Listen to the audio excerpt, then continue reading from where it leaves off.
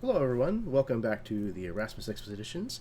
This is going to be session at number 11 for our Whispers and Fragments campaign. This is a D&D 5th edition campaign that is set in a world called Momentum, a place where god giants lie around as corpses, and ether fuels magic and tech and all that other wonderful stuff. If you're starting here, that's a mistake. Don't start here. Go back. Start at session 1. But if you insist, then welcome. I'm glad to have you. Thank you very much for watching and tuning in with us this evening. Before we get started, I am going to go ahead and pass it over to my players so that they can do their introductions, plug what they would like to plug, etc. Then we'll cover a couple of points of business and then get this ball rolling. So first up, we have Jake. Hey, Internet, it's Jake, also known as Mini Terrain Domain, and that's where you can find me, where I run games on Twitch, one of which, of course, features Jeremy on Thursday nights usually, though we don't have a game tomorrow. But yeah, I stream official D&D modules primarily, though twice a month you can find Jeff and Lloyd on Mini Terrain Domain in a game run by Dice on Ice, game of Spire on the second and fourth Wednesday of every month. And you can find Alan and his crew on Mini Terrain Domain every Friday night at 10 p.m. Eastern running Curse of Strahd. So that's what we do. Crafting videos, a lot of gameplay, and all that good stuff. Yeah, heading into the holidays, it sounds like it might be a little bit dicey for at least the Dawnbringers for a little bit, but hopefully we get. Sounds like maybe about 4 or 5 sessions in before the end of the new year. Yeah, we are taking a deliberate holiday break, and we're going to do a Q&A session in mid-December with all the Dawnbringers. Just kind of a let's just give the audience a chance to talk to us out of character and stuff. But yeah, it sounds like fun. I can't wait to do that. I don't get a chance to talk a whole lot in that campaign, so. All right, next up we've got Lloyd. Hello, I'm Lloyd. I run the channel LDM, and I run games there. Some of these guys are in games there. Every second Tuesday, I run Star Wars, and Alan and Jeff are in that. And I play Ingvrad, who's a cleric, and just so much fun discussing metaphysics and philosophy in this game every time that we play it. So I'm looking forward to that. Yeah, tonight we might even roll some dice. Maybe. We'll see. Metaphysically, we'll roll some dice. Somebody's saying I'm quiet in the chat, so I'm going to scoot this a little closer, see if that helps. Dice, what are those? Indeed. All right, next up we have Alan. Hey everyone, my name is Alan, and you can find me at CFTRPG on the YouTubes and Twitter and all that good stuff. And as Jake said, on Fridays, you can find me on Mini Terrain Domain running Curse of Strahd. And Star Wars game on every other Tuesday on Lloyd's channel. So I'm here and there everywhere. So come check us out on the YouTubes. I put up videos talking about D&D and other RPGs at least weekly. So come check us out, and I'm happy to be here. And whether we roll dice or not, always have a great time. So looking forward to it. Awesome, man. Next up, we've got Jeff. Hello, yes, I'm Jeff. I have a channel as well. It's called Encounterbalance. I use that on occasion, but mostly you can find me on all the other people's channels. I'm there more than I'm on my own at this point. Yeah, I'm playing Darian. He is a rogue, former criminal, and ether addict trying to reform himself now.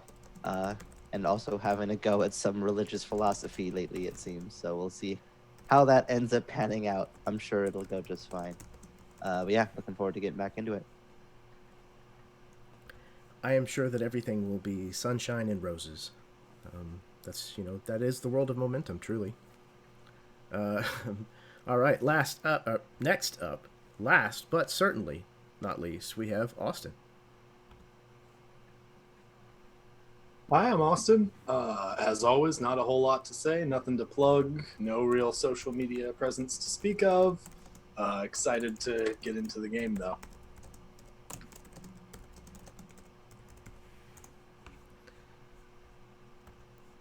Me as well. This is one of those games where, like last session, I sat back for an hour and a half, I think, and I didn't have to do anything. These fantastic people just took it and ran with it, and it was very, very enjoyable. So, I'm looking forward to kind of where this goes next. So before we do that, the one thing I'm going to touch on is if mature language or subject matter is something that bothers you, you shouldn't watch this video. You probably shouldn't watch any of my videos, but, you know, particularly this one.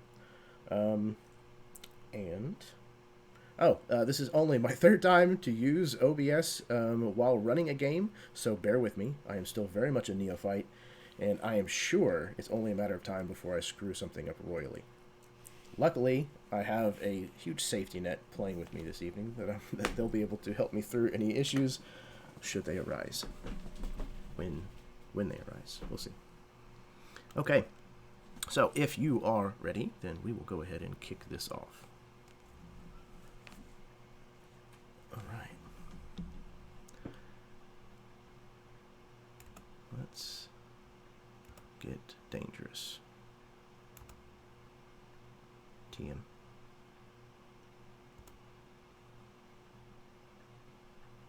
Kingdoms collapse, and it matters not for how long they have stood.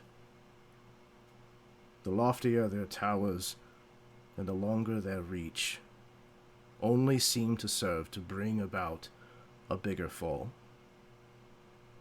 But when there is a face, a name, shown to be an orchestrator of this inevitable demise, what is to be done? Do we sit idly by and allow the thing to take its natural course? Or do we fight this harbinger of the end of everything we have, milking what time remains of our security and comfort?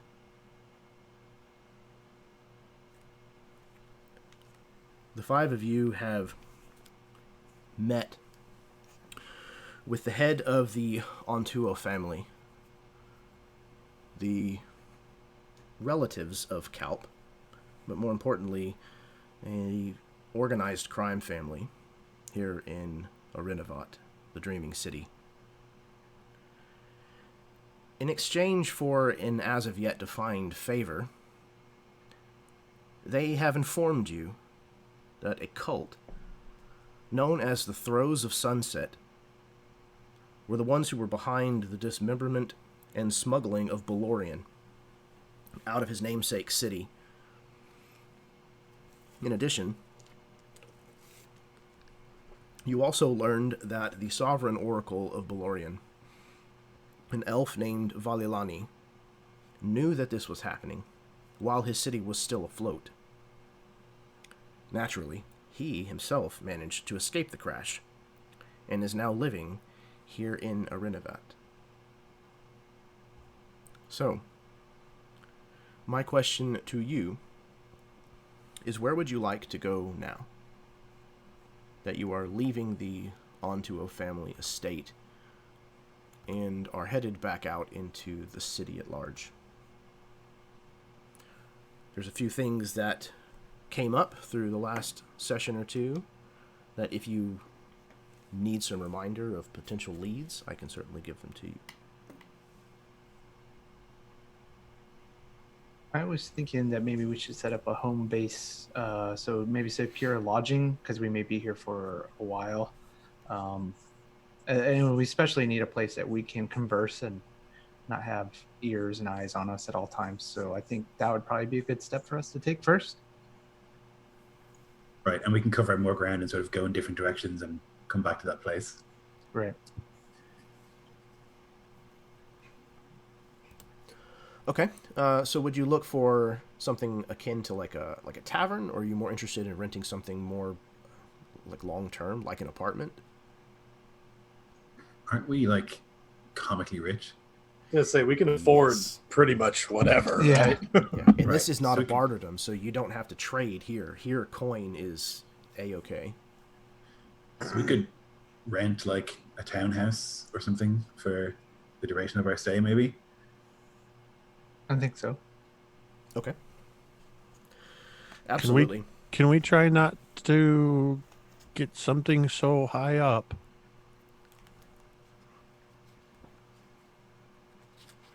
Pointing up at the big, tall buildings, looking very uncertain. I have no problem delving into the pits of hell, but I do not want to be up in the sky. Being in the airship somehow felt different. Being attached to the ground and knowing the way cities crash. There's something unsettling about being that far from the ground, especially if we have to make a quick escape. Maybe we could stay by the docks. We'll be close to the ship that way, in case we have to make a quick retreat.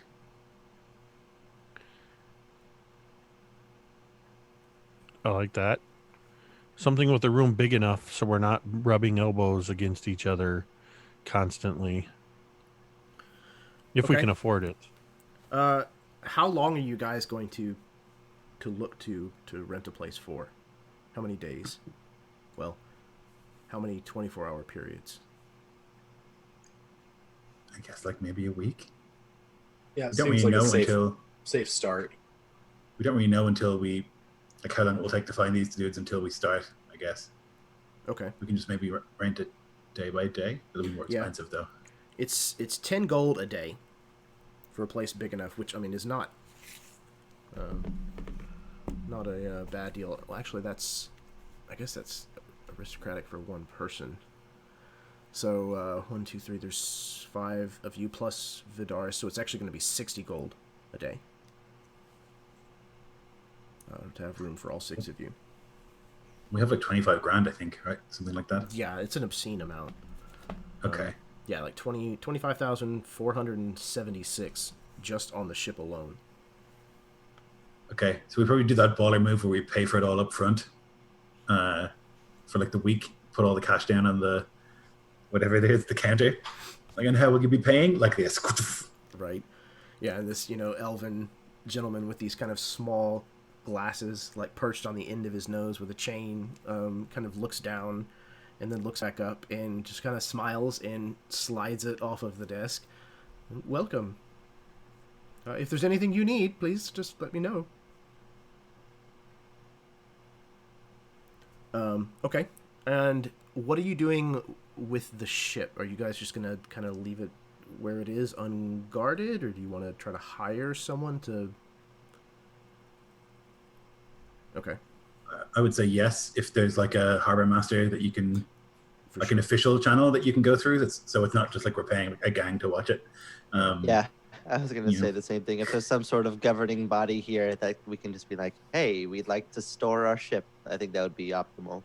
But I don't Yeah. know what the situation here is for that kind of. Yeah, absolutely. Arinivat is very much a money in, money out kind of place. Again, this is almost like a Vegas, type location. It's there's a lot of wealth here, so there's no shortage of services that are offered, legitimate and otherwise. And so you can certainly find somebody who's through legitimate channels going to keep an eye on your ship.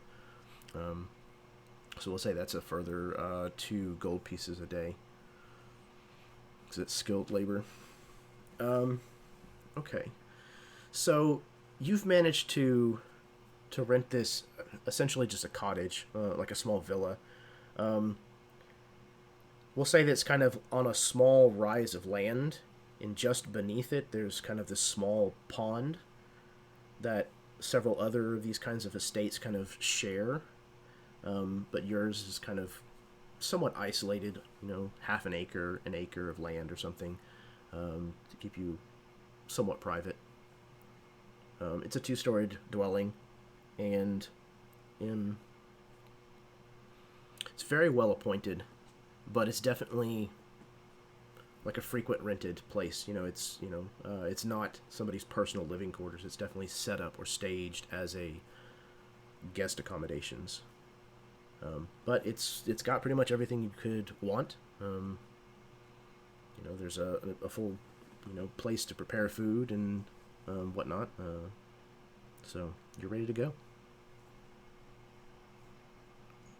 Or we have a situation where like Ingrad lays down in a bed and it's like it feels like way too soft and uncomfortable because we've been sleeping on the floor or on the deck of a ship or in a cave for weeks. So I think like sleeping in a bed would be bizarre. And everything would feel a little odd, I think. The idea of like not wearing armor, when you wake up first thing, walking around a city or whatever seems odd as well. A lot of things like that would feel unusual. And I guess the food would be very rich and like a lot of things like that we wouldn't be used to.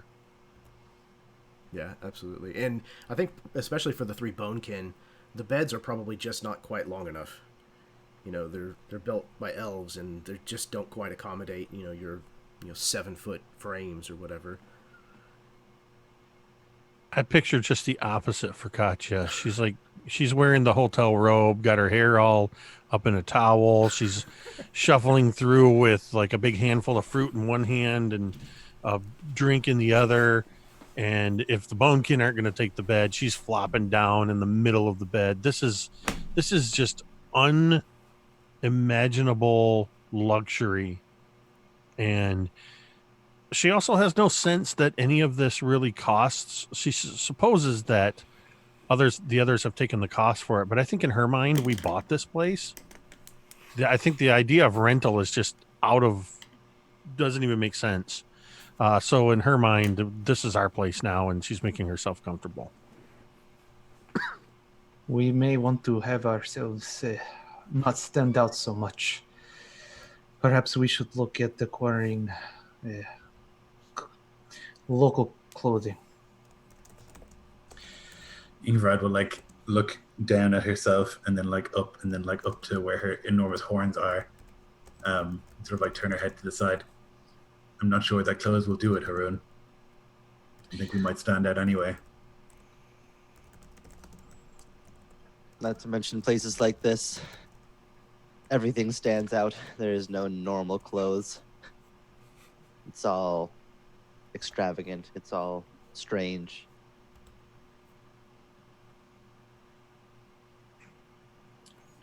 You could try to fit in, I suppose. She'll say she can see that Haroon like is trying, and then feels sort of bad for putting the idea down. Well, ideally, for Arinivat, I mean, it's such finery that I would imagine people walking around in armor, and this is not like the bar to them. So, I would think, you would probably stand out more unless you're a soldier or, something to wear. Yeah, there are adventurer types that are wandering around, but for the most part, this is like where you would wear your ceremonial armor, or like if you're going to step out, like it's polished. It's you're on parade almost. But also, even though there may be a lot of adventurers here, a lot of them may not be wandering around fully kitted out because you are in the middle of winter, or not winter, but the long night, and so a lot of people have hunkered down and they're going to wait out the rest of the night before they head back out. We see any of the bonekin around the city so far, or is it mostly elves? The majority are definitely elves, but there is a fair amount of human and dwarves as well. Bonekin, you've seen a few, but probably less than a dozen since you've arrived. Okay, yeah. So we would stand out for sure. How do the dwarves of the city dress? A lot of them, they wear elven, like, inspired clothing. Like, it's that level of detail, but it has a lot of, like, dwarven, like, heritage as apparent in it. Instead of it being kind of the swirled filigree of the elves, sometimes it's a little more angular. But a lot of metal on display. But still very much the finery that you would expect from an elven city like this.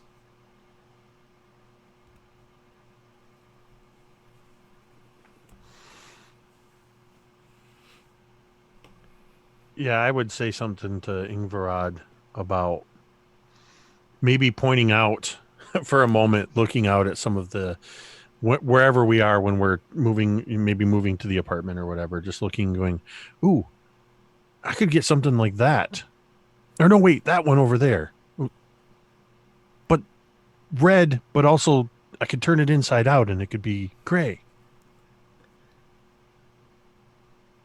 I think. And yeah, Yeah, just so, kind of like, I want, and I could get this. Ooh, and kind of starting small and building up to something a little more elaborate, but ultimately, and maybe sensing a little something from Ingvarad and going, but I mean, I'd still wear my armor underneath it.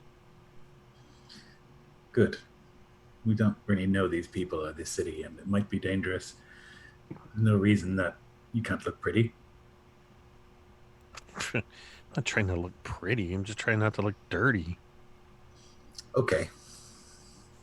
And like in the span of time that it takes you to go from any two destinations, there's probably at least 3 different people that offer you different shoes and boots, amongst the other myriad of people who are hawking wares and trying to get you to buy things. It seems like almost every single street that you wander down is lined with shops.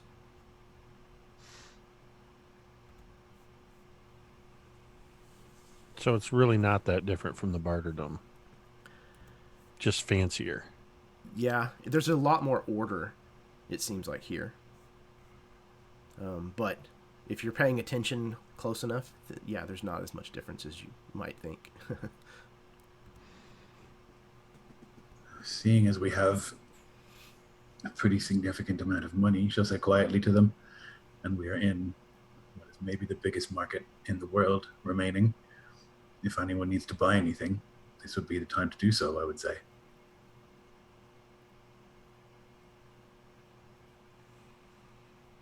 We do also have a lot of night left to go, so if we need it, get it. But if we don't, having a little bit of money to keep us going as we go, not the worst thing either. Yeah, you guys are... I'm sorry, you guys are probably about 30 days or so into the night, and the night lasts about 110 days. You're about a third of the way through, give or take. Sorry, Alan, go ahead. No, I was just going to say, after we secured our lodge, before we go out shopping and whatnot, what I'd like to do is Haroon actually takes this white strip of white cloth and kind of just binds it around his wrist. And I'm going to cast Aid on Katja, Darian, and Basarod. So for the next 8 hours, you, the 3 of you, your hit point maximum increases by 5, and your current hit points increase by 5. Nice. Is there any kind of like visual effect that like clings to them or hangs around while that's active? No, the way I imagine it, because this white cloth, is that if they that like through the day the cloth goes from white and then just turns black. So by 8 hours, it's a soiled cloth. Nice. So it's like a piece of John McClane's tank top. There you go. Okay, cool. So is there anything that you guys are interested in purchasing, or anything like minor that you're interested in kind of trying to do while you're here, before you pursue anything, you know, major? I don't know how minor this would be. It's fine to say wait till later. Mm-hmm. I think Basarad would be interested in seeing if there is any sort of armament that we could put on the airship for when we leave, so that we are not completely defenseless. So a small cannon or a harpoon gun or something like that. So, okay, the ship itself has a single small cannon on it, as it is, but you can certainly procure another one. Now, the elves don't use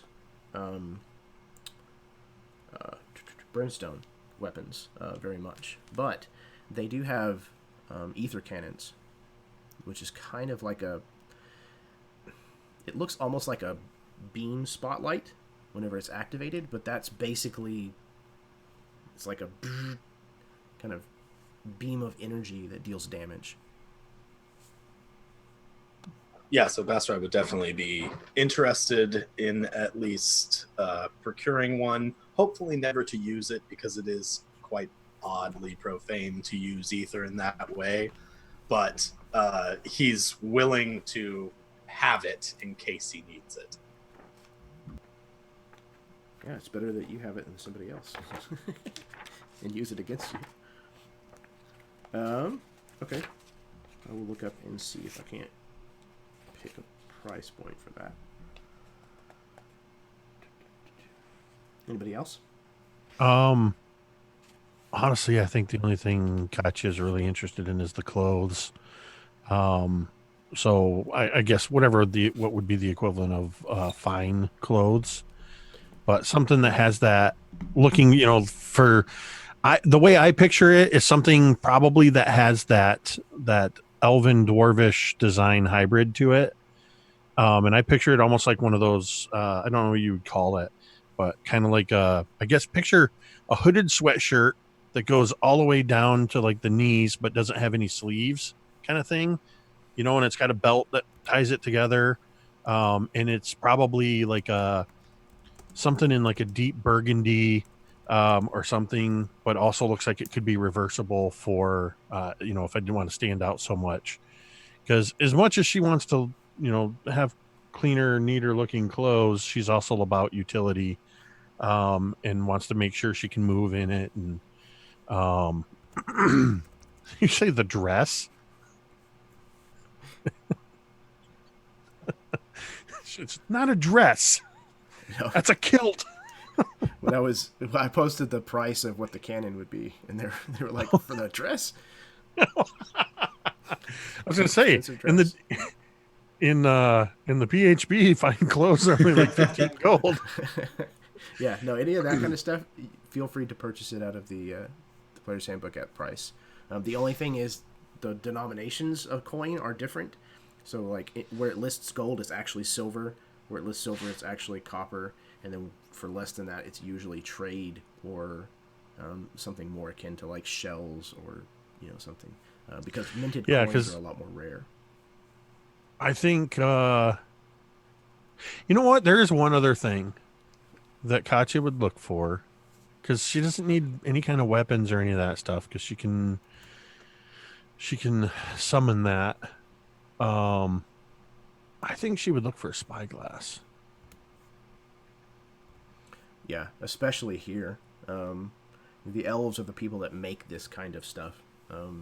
It's not mechanized, but it telescopes in and out on itself. It's got this rounded, perfect lens on two different ends, so it's definitely an elven kind of thing, and there would be plenty of them around in a myriad of different styles. And if it's at cost in the PHB, then I think she's very hesitant, and immediately is going to Ingvarad and explaining all the reasons why this would be helpful and beneficial, especially from in the airship. And I promise I'll take really good care of it. It folds down and it comes in this leather case, and I can strap it inside. And I mean, if anybody else needs to use it, 'cause, I mean, this thing's 1,000 gold pieces or silver pieces, I guess. Yeah. But yeah, she's immediately, it's that kid trying to, explain why they need the thing. It looks expensive. But that's just because it's so finely crafted, I'm sure. I mean, look at this. Look at how smoothly and quietly this extends out. Let me see. And she'll look, and she's no amateur when it comes to making things. Divinely good at it, and so she'll inspect the thing, and I guess it is of good quality. But she'll do that sort of thing, and in view of the shopkeep of that's amateurish, and really, rivet, all these sort of little things where she's looking at it and thinking this is just, and she'll turn and say to Katya this is not a good quality one. We can definitely buy something nicer. This shopkeeper is on pins and needles the entire time this bonekin is handling this, delicate, precious thing in her meaty, huge hands, to his perspective at least. I just want to roll an insight check to see if I can pick up on what Ingvarad is doing.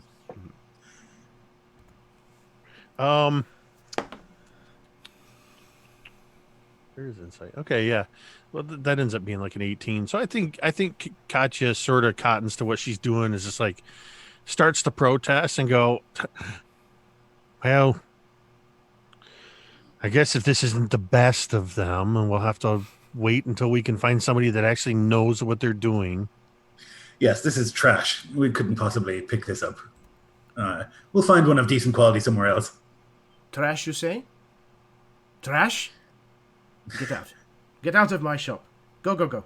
Shoo. Very good. Have a nice day. Hopefully you'll be able Yeah. to con someone else into buying this piece of garbage. He gives you an obscenely rude gesture as you leave. When we walk away, I just imagine this is probably like the third shop that Ingvarad's pulled this out. And it's like, I'm never actually going to get one of these, am I? You have discovered my ruse. Can we find one that's not total junk that you can actually approve of? Or just let me make my own decision? Yes. It's just good to haggle. You have to make them think that you don't want it. Although, maybe not that much. So I don't want to take a lot of time on this, but I imagine as we go to the next place, I'm like, let me go in. Let me try it. Let me just haggle with them. And it's a very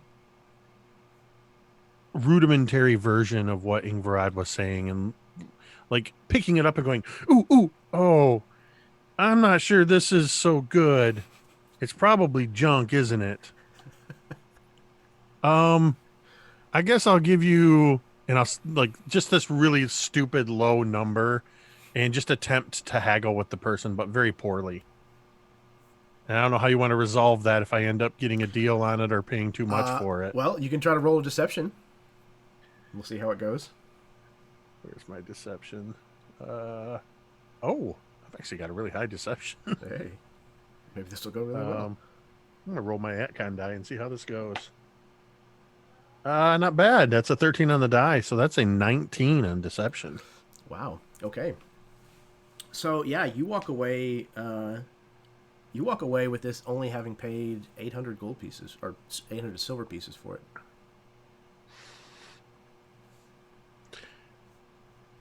And over my shoulder, as I'm taking this spyglass, I just make a show of reluctantly paying the 800, and then turn over my shoulder and going, I guess I'll make this work.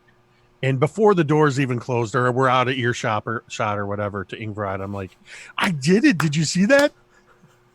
That was spectacular. Well done. And the rest of the time, I don't care what anybody else is doing or buying. I'm just constantly looking at everything through the spyglass. And this is one of those situations where Katya turns into like a little kid. Yeah, she's looking at everything that's way too close to use a spyglass to look at. It'll take her a little while, but eventually she'll figure out if you turn it the other way, everything looks really small. She's probably walking around doing this. All right. Absolutely. So 800, I don't know who's tracking all this money, but that's 815 silver pieces I've spent. Do we have a treasure? Anybody want to I guess. You gonna do treasury? I would. So when Lloyd, Haroon you can take the point of is inspiration. getting, when Haroon is acquiring some clothes, and I wouldn't say it's fancy. I would kind of put it up there with almost kind of like Jedi-ish robes, just fine robes, like you said, ceremonial. But So- he would, Maybe Go ahead. even vestments, like yeah, showing that he's part of the Kalandari. correct, yeah, Yep. something that would definitely be of his station, but not to the point that he's like showing off any sort of monetary value or anything like Right. that. But as he's talking to the tailor and everything on those clothes, what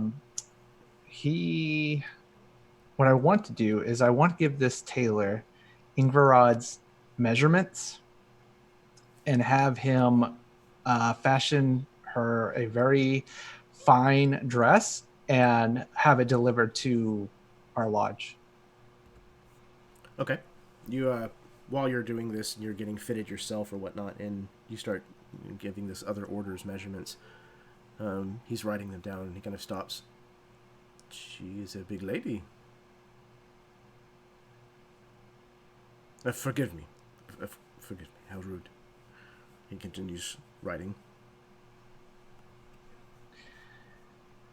Yeah, I definitely make note of. I would relate that this is for bone cannon stuff. So in conjunction with the dress, I would also look at like some accessories that would go with the dress, like in the fashion of like bracelets or earrings per se, but for like the horns. So stuff like Absolutely, that. yeah. Yeah. So definitely something that would be, again, not gaudy, because I know Ingvarad's not in that fashion. Right. But something that I know that she would wear, but it would be obviously something special.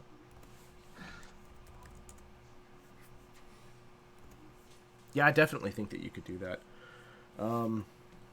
So we'll call it two. What do I mean? Fine clothes. I think that's what it's called. Do it as that, and then I don't know if they have really prices for jewelry and stuff. So we'll just call it maybe 100 silver pieces worth of jewelry on top of that. One more time. How much was that? 100 for the jewelry, and then fine 75. clothes. 15, right? Can you hear me? I think it was 15. Oh, is it Yep. 15? Okay. So you Yeah, got two fine sets clothes of are that. 15. So that would be another 30. And outside of that, we're our lead right now is this Balani person, correct? So yeah, you guys kind of realized or had learned a few things whenever you arrived. There was trying to find the Sovereign Oracle, which is his name is Valilani. I'll put it here in the chat here. He was the Sovereign Oracle of Belorion. The Sovereign Oracle of an elven city is basically like the dude in charge, like the High Priest, and also the Dofran, something. I think there's a similar title somewhere in medieval Europe. I'm just not familiar with it. But the other thing was you could try to go to the place that I mentioned where Kalp learned the art of blade singing. There is, of course, Darian's friend, who is docked back at the docks. If there's any desire to go talk with her. And lastly, you could just explore the city if you wanted. Or any other option that you guys can come up with.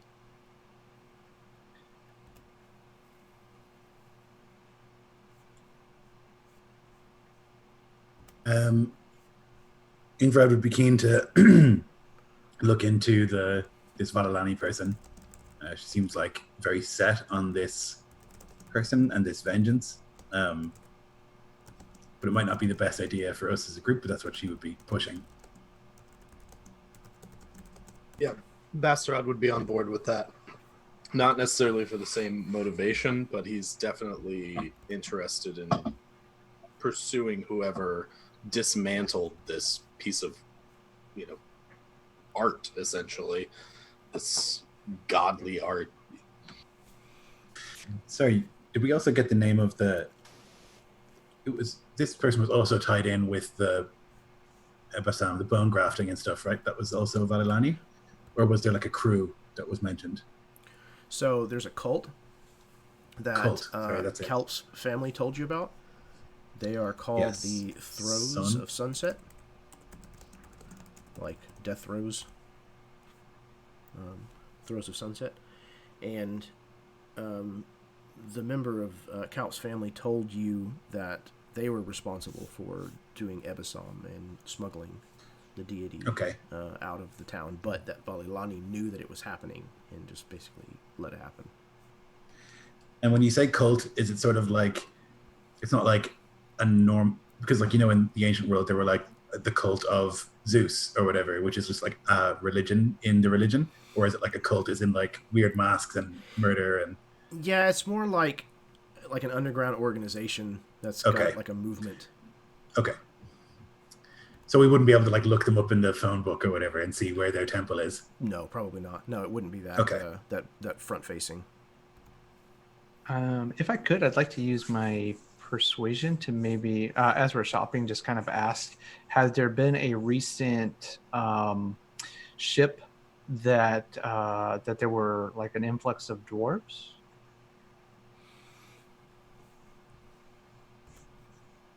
That had come to the city? Yeah, the same clothing merchant that you were dealing with before, I will say, is who you ended up asking. And he says, yes, there was several ships have come and gone with lots of dwarves, but recently there was a very large, 200-300 of them maybe. They're strange dwarves, and bones on their faces and arms. Perhaps do you know where they are staying? No? I've seen them all around. A lot of them are those stupid carriage racers, causing all kinds of trouble, racing up and down the streets. And you said they have distinctive marks on their face? Bones. It's coming out of their skin. It's grotesque, ugly. Yeah, thank you. So I would definitely relate to the others that, as far as these dwarves go, they have distinctive marks that we could maybe help identify. And if we see one, we could probably follow to figure out, you know, where they're lodging, or just kind of lead us to maybe where they're hanging out.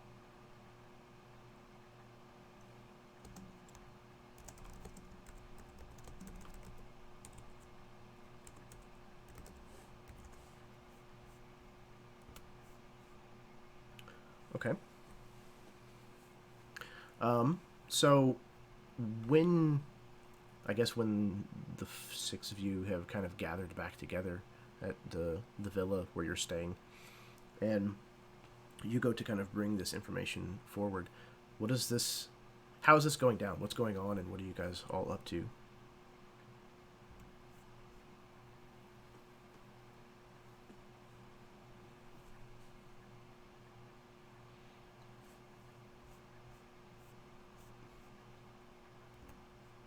Anybody?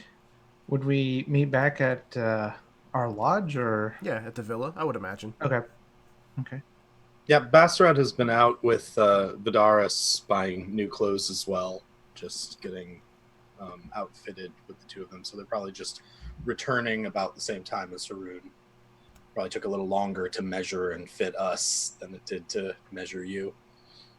You've noticed, Bastrad, that your daughter has expensive taste. It's surprising, but at the moment, he's almost happy to be at a position where he can finally kind of indulge it. They've lived in villages and, you know, simple stone mud huts for so long that it's actually kind of invigorating to see her get to like try on these, you know, vestments of high society and to just kind of pretend for a while that we're fancier than we are. So it's, you know, it's probably a nice montage shopping trip with father and daughter doing the, like, you know, sitting outside the fitting room being like, that one. Perfect. Although I imagine there's probably still at least a small twinge whenever you hand over like a village's worth of coin, like for like one purchase. Honestly, Bastrad's kind of enjoying it. He's barely even seen money. Like, he's used to this being like, he plies his trade with the people in his village, and that's how he's made his living. And like, oh yeah, I'll fix your wall if you give me a chicken. And so this kind of like, oh, I've got a purse that is full of clinking coin, and I can have what I want. And he keeps passing by like all of these fantastic taverns and nice bottle shops, and he's just like, he feels the coin clinking, but that conversation with Ingvarad from the day before is still just rolling around in his head, and he tries to focus that energy on Vidaras and just buying her whatever it is she wants. Absolutely. And there is no shortage of places to spend that coin here. Like, again, there's shops galore, but there's also, again, just ether everywhere, just being used religiously and not, which might be a little surprising in an elven city, but there's definitely a spectrum of how it's being utilized, and there's enchantment magic everywhere here. There's holograms that will illusionary people that will actually come out and greet you, or open a scarf and birds fly out, or all just amazing things. You'll be walking and all of a sudden you can see your footprints ahead of you, like appearing as glowing places on the floor and like leading into a shop before you've ever tread on that ground. Just all kinds of spectacular displays of what you would see as grand magic, but it seems flippant almost here.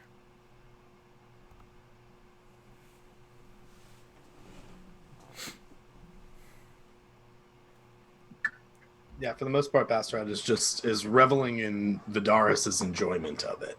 Trying, like, he's having a hard time really processing it himself, but the fact that she seems like excited by it is really what's keeping him focused.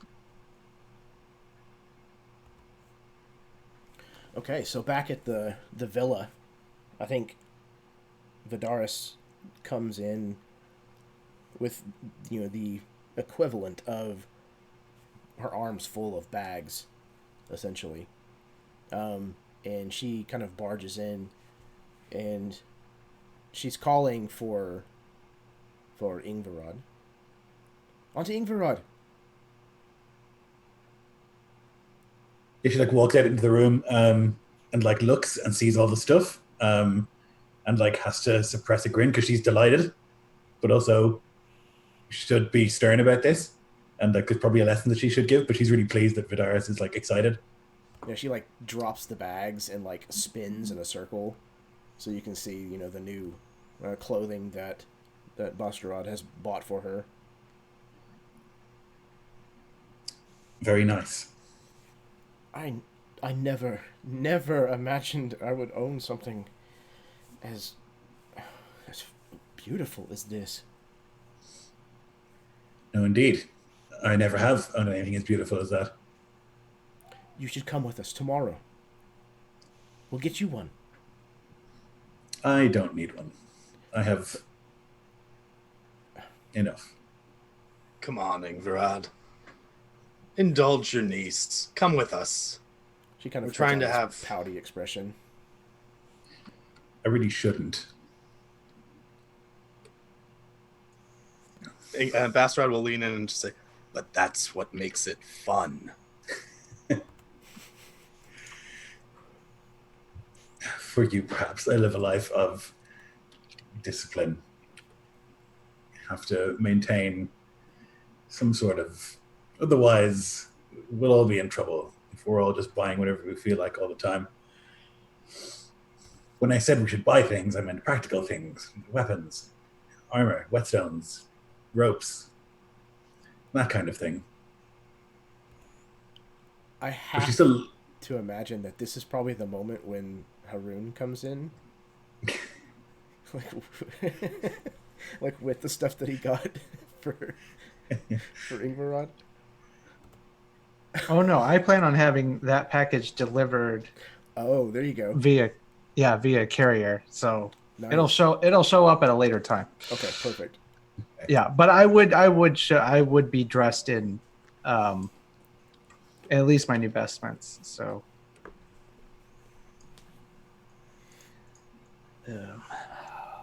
I'm glad that you all are here. I have been pondering and thinking. Something has been unsettling since our meeting with the Altano family. These Throes of the Sunset, this cult of dwarves.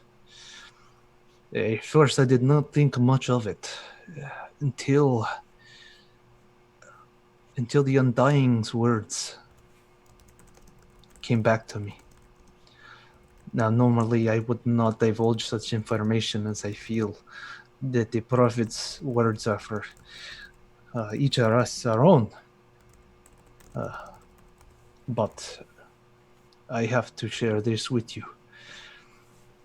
I was told that the dwarves hold the sun. I did not make much of this at the time it was told to me. It makes no sense, really. The dwarves are in the down under. How could they possibly hold the sun? But if this cult, the Throes of Sunset, are working with Villani, the Oracle of Belorion, and they have been desecrating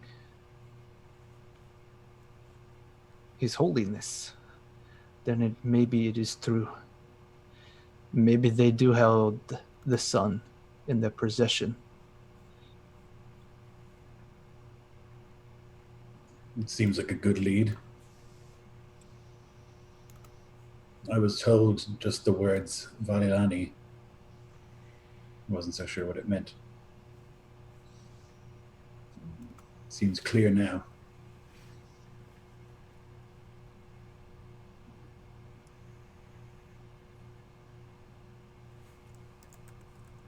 Do you have any idea where either of these people are?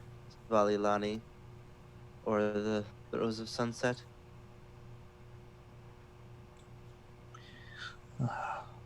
I got some information in the market that recently a good amount of dwarves have come into the city.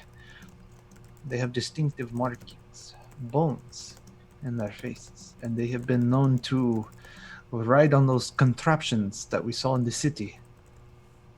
Perhaps if we seek one out, we may be able to find where this Throes of Sunset is, or maybe they will even lead us to Valani.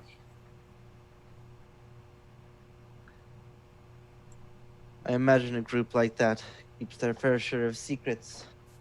It will be tough to get them to talk.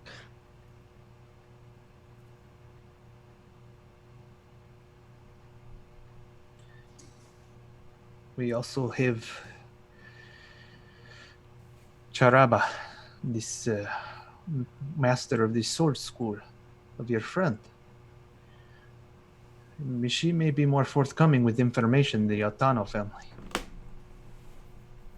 She may not be as restricted with the information being in which the Altano family was in conflict of interest, you would say.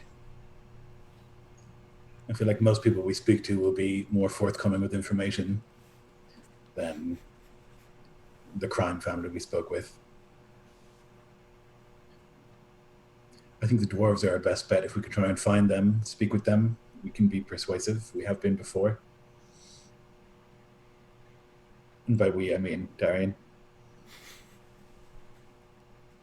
I agree. I think that's probably choice number one. This school teacher, we don't know what they know unless we have any reason to think that they're connected to all of this. Maybe a dead end. These dwarves, however, are most certainly close enough to know something if we can get them to spit it out. And he turns and he looks at Katya. We may also have a way in.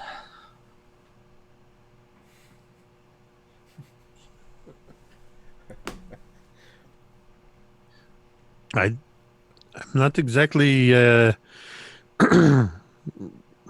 not exactly rubbing elbows with all the other dwarves. And does that mean you want me to put bones on my face? Not necessarily, but if you have the chance to speak with one, they may be forthcoming more so with a fellow dwarf than an elf or a bonekin or even a human. Uh, perhaps they may be looking for initiates. Cults are always looking to bolster their numbers. You can show them your gun where you carved the dirty word. They'll like that, I'm sure.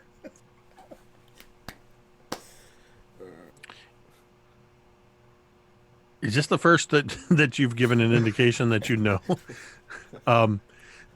Yeah, so I think she's just like, oh, yeah, that would be pretty... You can tell them that none of us know that it's a joke. That none of us, we're all clueless, and you're very clever. They'll like that. Asterad loudly stifles a laugh when she brings that up. I think there's this part of Katya that is actually taking this as you're actually telling her she's clever. I can do this.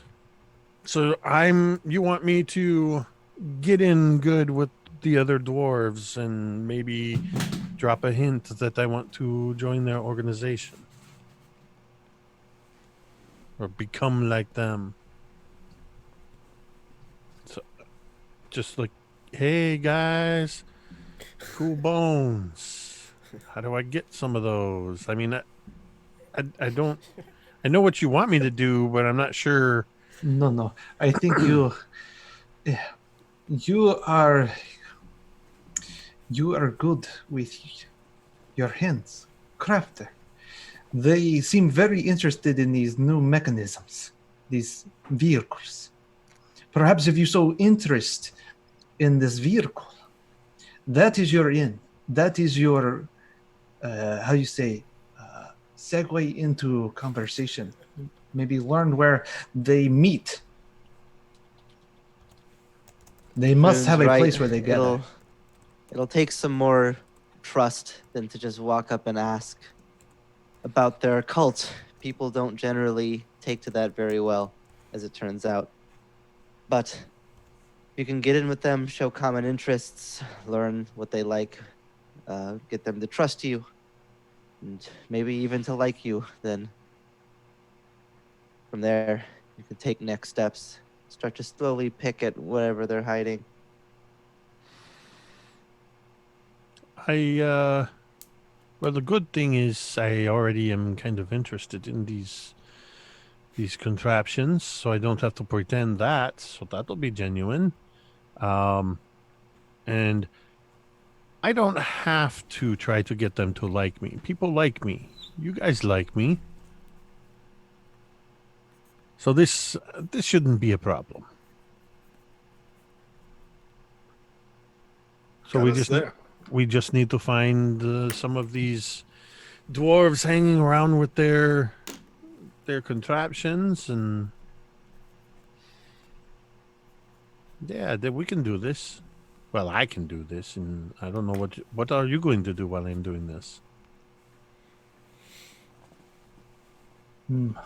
Watch. It may be worth someone going and speaking with the blade dancer.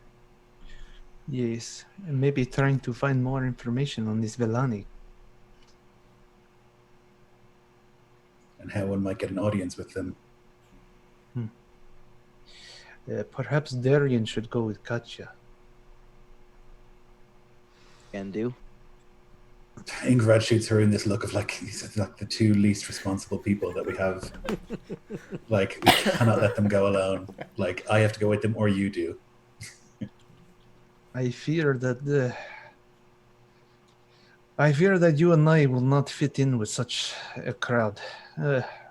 Darian seems, at least in his past life, something that he is familiar with. And Katya is a dwarf. I am an elf, and You're a bonekin, and this is not our forte. They will be fine. You have to trust in them. Have faith, as you say. When have either of us ever led you astray?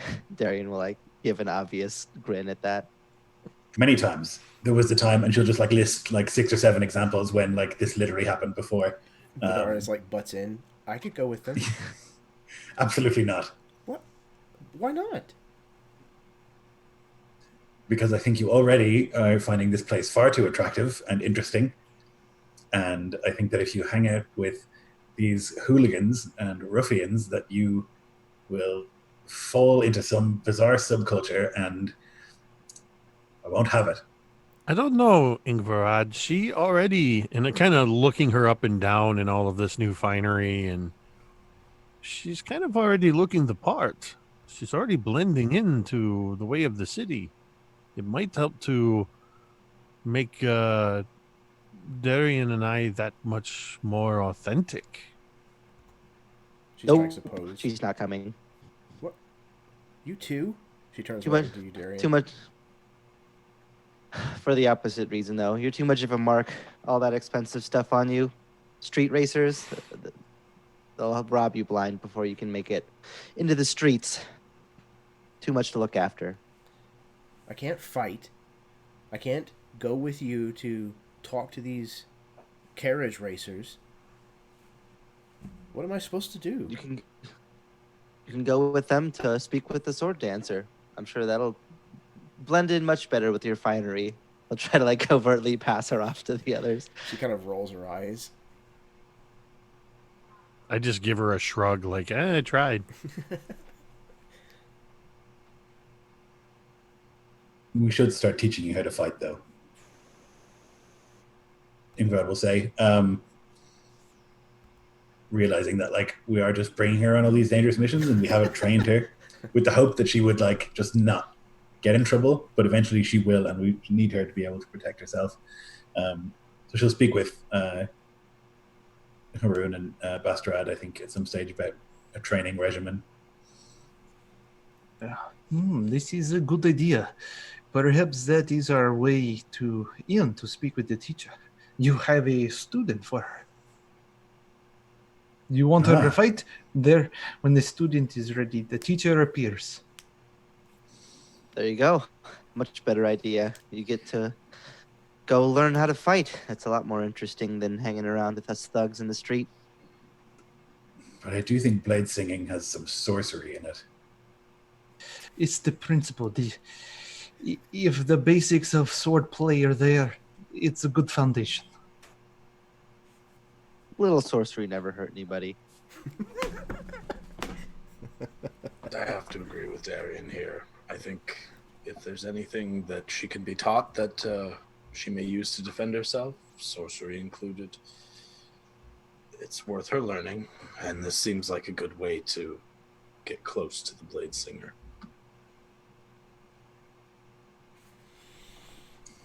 Fine. She doesn't like it. And she can think of several examples through history where sorcery caused immense harm to thousands of lives, but won't go into it right now. Vidara seems to have accepted this answer, this plan, very much so. And she is now going into her room to go through the various things that were just purchased and try to pick out what she's going to wear to the first time going to this blade singing class.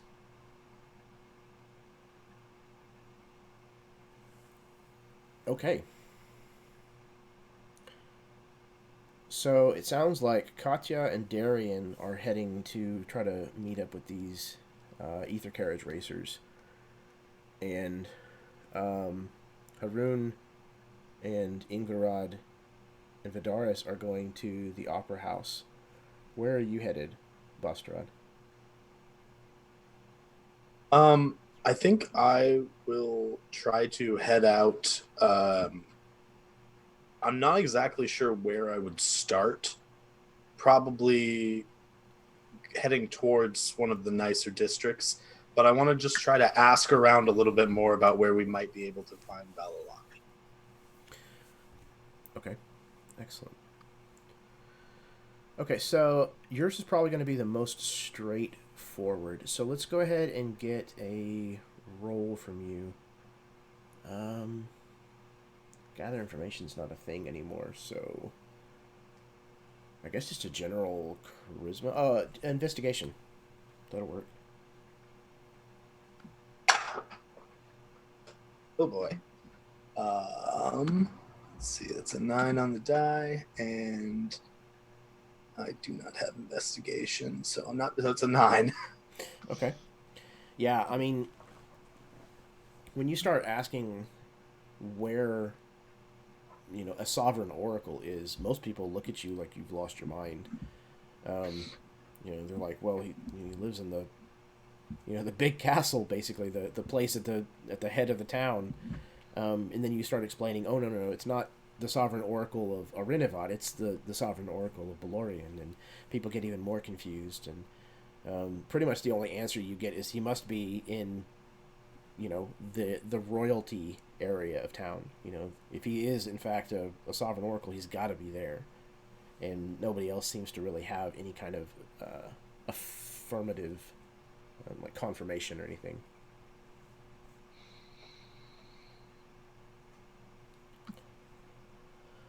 Okay.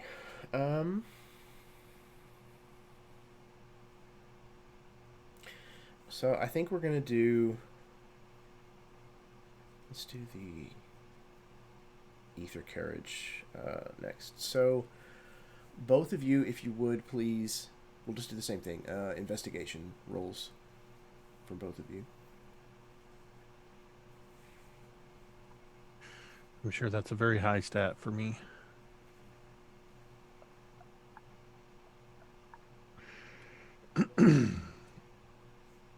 Oh.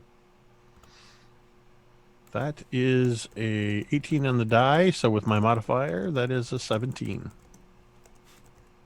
I got literally 0.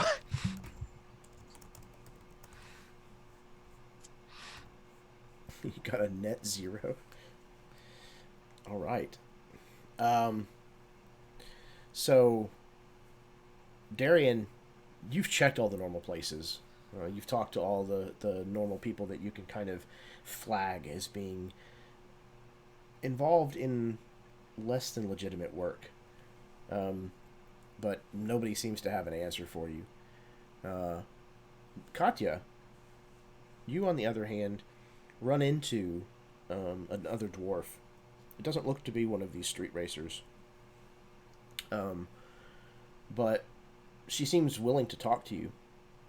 And you kind of get to chatting a little bit about kind of, whatever story you might tell her as to why you've actually come to Arinivat and all of this kind of thing.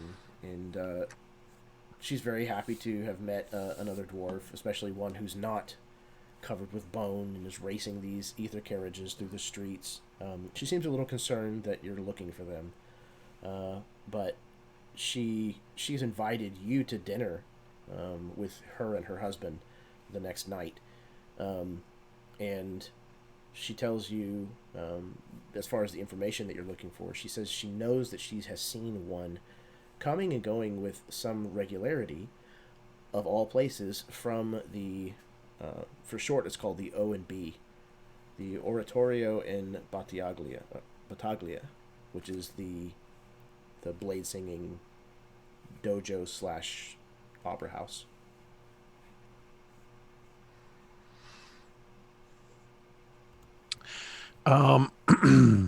I would, I think as far as the story, it's rooted very much in truth, that I'm traveling with, it's just kind of shrouded in, I'm traveling with, my foster family. And we've come to the city, and as a dwarf, I've just found it interesting. But I also kind of lean into what she says about being refreshing to see another dwarf, one who isn't covered in these bone, and would actually genuinely be excited and accept the invitation to dinner. This is a very new. I think it's very new, but I imagine there's it's a different take on a cultural thing in the dwarven community, of sharing meals, and within where I come from, within the smaller, more remote places, this seems to be an extension of that. So would without hesitation would accept. Excellent. She's very, very pleased that you've taken her up on the offer, and she gives you, her address, how to find her place. What is her name? Let's say Olinka. Olinka or Ga? Olinka. Olenka. Olenka.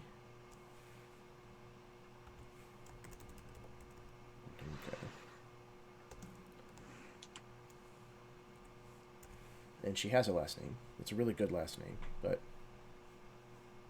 she tells you this is a good last name. I just don't have it.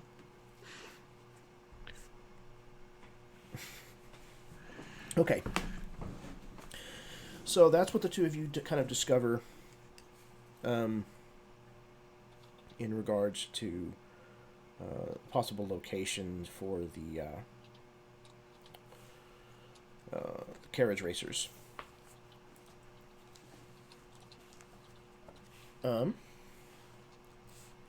It doesn't seem like there's a ton of these carriage racers around. You see one of them, maybe one or two of them a day at the most. You probably hear them more often than you see them. But you do hear a lot of people complaining about them. But they definitely seem to kind of show up, do their thing, and then disappear. It seems difficult to kind of track them down. And whatever authority kind of operates here in Arinivat, the guard of the town, they seem very frustrated and infuriated that they cannot seem to catch these hooligans.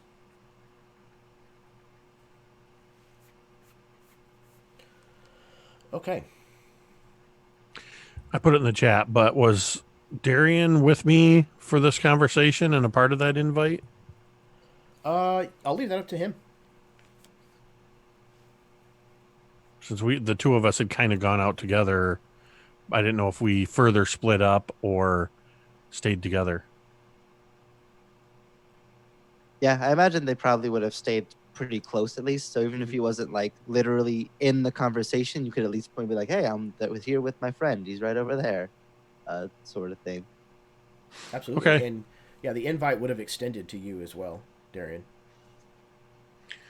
I didn't want to assume and show up with a +1. That's a non-dwarf and not invited. It's probably better than showing up with a +5. I mean, like, hey.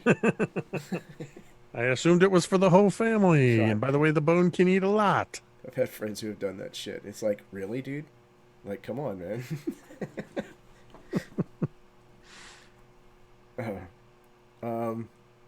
Okay.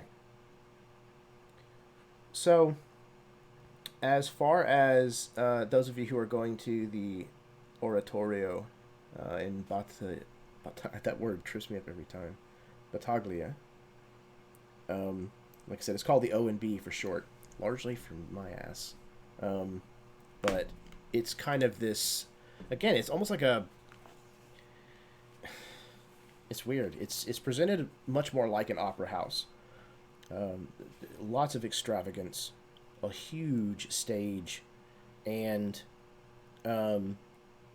rows of seating that kind of sit and watch this auditorium. Big curtains everywhere, and the only difference being is that instead of it merely being performance art, there is stage combat, a strong focus on stage combat, in particular stage combat with magic. And in the back is much more kind of the dojo area, if you will, where a lot of the training takes place, a lot of the discipline. Some of the students seem like they live here as well as perform. and you know that this is where Kalp trained. Excuse me. And as you've arrived and are being told by one of the students, the owner who did operate this, her name was Camilla. She is actually the one who trained Kalp, but she has ascended. The elves, whenever they use enough ether, they lose their corporal body and become ethereal. And this is considered an ascension, a religious graduation, if you will. And she has more or less disappeared. And they take that to mean that she has finally ascended and is gone. So, for the time being, the house's biggest star, an elf by the name of Chanraba, has taken over, and she's kind of like, she's the big ticket here in Arinivat. She's very famous for many, many performances that she's given over her career. The student has taken you to meet Chanraba, and they lead you through the dojo where several students are training. And it looks like they're training under like a senior student of some kind. The student leads you all past them, kind of around the outside of the floor of the dojo, and into a place where there's a large dressing room. She knocks on the door, and a voice from inside says, "Come in." The door opens, and you walk in to see a very lavishly appointed dressing room that also has like a stand with a suit of armor sitting on it. That's very much more form over function. But it looks like it probably could serve in battle. And there is this absolutely beautiful elf sitting in front of a large polished silver mirror, big circular mirror that's kind of mounted on this vanity. And you can see the places in her skin that have cracked and are letting the ether pour from her body have been done so in a pattern, almost more akin to like tattooing, like it's been controlled somehow. She looks into the mirror to see those of you who have now entered, and she says, "Oh, well, hello. How are you? Please come in." Thank you for taking the time to see us. I am Irashara. This is Ingrid and her daughter. She bows kind of to each one of you in this very flowery way. And Haroon, she then turns to you and she says, "You are a member of the Calendari." Yes, I am. I see. Hopefully this is not a legal matter. No, please keep your mind at ease. Good. Actually, we are here because we have heard that you are, well, the best at your art. And, well, we have one who would like to train with you. When you pay her this compliment, she gives kind of this feigned, like, "Oh, of course," like, "Please." But then whenever you discuss that there's a student that you wish to have learned from her, she looks to the two bonekin and kind of studies both of them for a long moment. Yes, I think that this is possible. Which one of you are interested in studying here at the O&B? Ingrid will look at Vidares and sort of like give her a little nudge. Oh. What is your name, my dear? And Vidaris says, it's Vidaris. Vidaris. I've always loved Bonekin names. They just flow very well, especially when singing. Long vowel sounds. Oh. Yes. Do you have any aptitude with magic? Vidaris kind of looks to you, Ingvarad.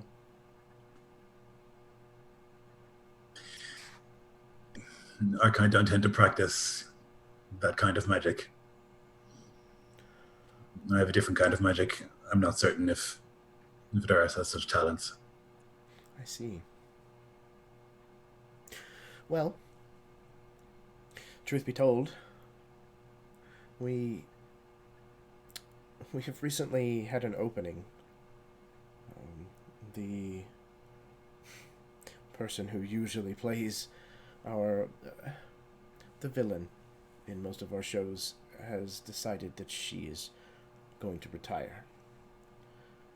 She was broad of shoulder. She's a human, so naturally she plays the villain well whenever the rest of the cast is, well, elven. There's some sort of correlation then in the elven mind between large stature and cruel intentions. It's merely theater. It's what the people of Valilani expect to see. So we play the parts that we are built for. She kind of looks at Vidaris instead of you, Ingvarad.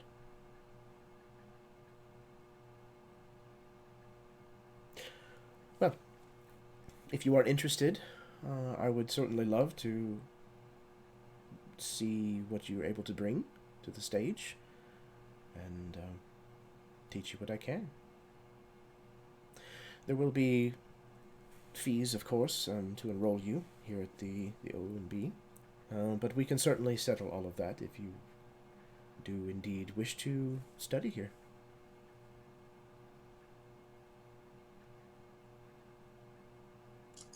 What is the cost of such a study, and how long can she expect to study here? Well, as far as how long, if she does well, it could be a permanent residency. If that is not what she wants, I suppose she could finish the course in 6 weeks, probably at the earliest. How long until she is proficient or adept, even? Proficient at what? Performance? Or blade singing? Or protecting herself.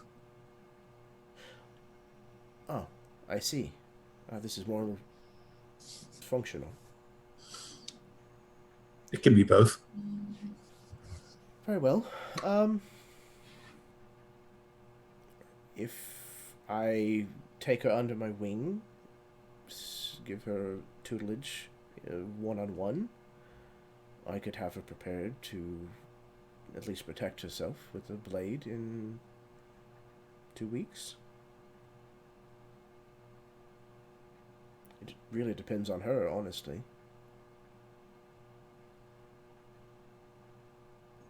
Then let's start today. Very good. I do have to tell you that my time is very valuable. There are many people who would love to have this honor of being taught what I know. This I have no doubt. But tell me, has there ever been a bonekin to study this art? Not in my time, no. So, It's certainly a rarity. perhaps I offered you this challenge to take this one, to train her. And though your reputation speaks well with you here, but to think that this would, if you can train her to use the art as you have. Granted, she would still be a student, not a master in 2 weeks, this I understand. But to train a bonekin in the way of the art, just think, this would elevate you further. Not just here in Irinivat, but down below as well.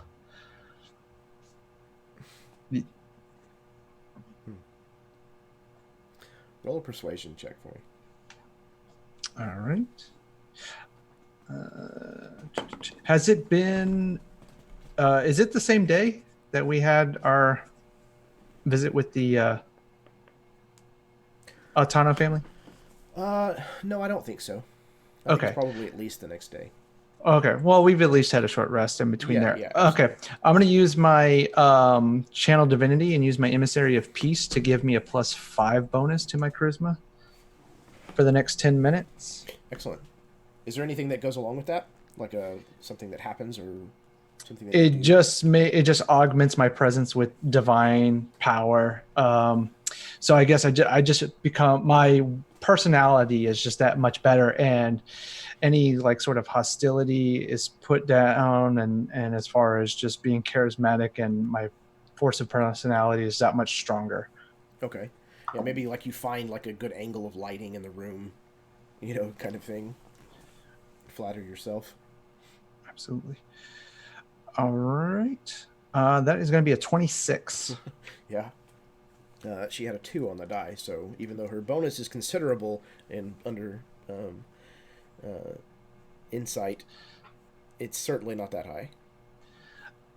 Yeah, so I would as I force my personality to just shine that much more in this conversation, trying to push my will and towards her in order to see my vision on this. I actually turn to this elf and I look with her as we look upon Visaris, and I say, this one, I have seen her. She has a raw talent, like unmolded clay. You are an artist, best of craft. Mold her.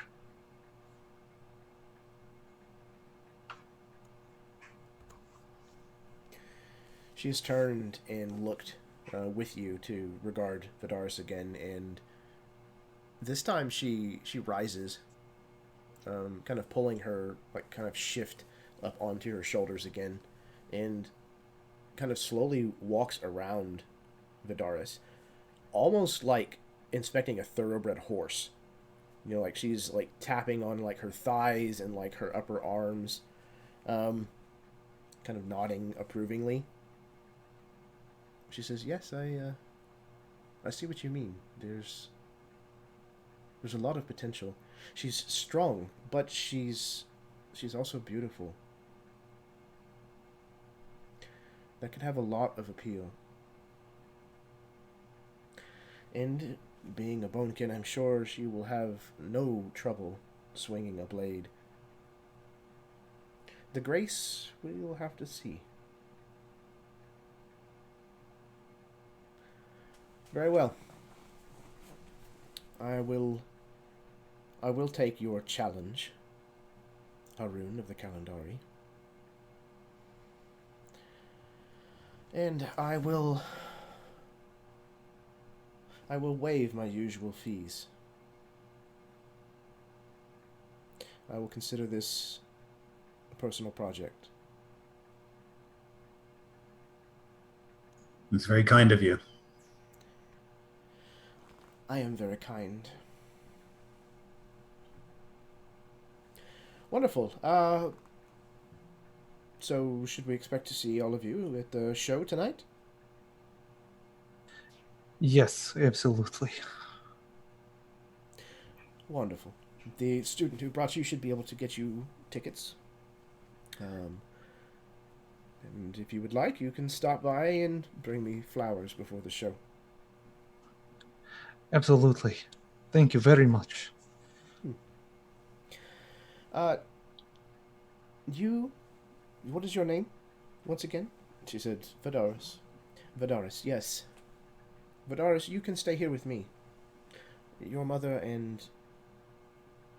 Aunt. Aunt? I see. Your aunt and your bodyguard they can leave. They can come back later to pick you up. Ingrid feels like it's the first day of school. She has to like leave her tiny kid. Like she hasn't done that since they got her back together. Like since they found her, and then she feels a little awkward and like doesn't want to leave. And so we'll kind of go through that whole like she like just wants to hug her and go through that. So she'll like do the bonekin equivalent, which is like forehead to forehead, and she'll say a rumble, I guess, in bonekin. Gods, family, hills, and bones, which is like some bonekin greeting. And then like stay there a little bit too long, and I imagine Vidaris is like, Infrared, like, embarrassing me. Yeah, so very weird. much so. She's, the color is rising in her cheeks. Yeah. And eventually she'll like, well, good luck. And then sort of leave, not really wanting to. And I would just look at Vidaris and not a whisper, but I mean, it's just kind of undertone, but just like,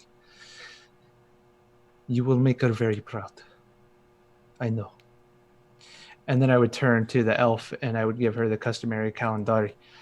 Blessings upon you. She nods to you, and blessings be with you.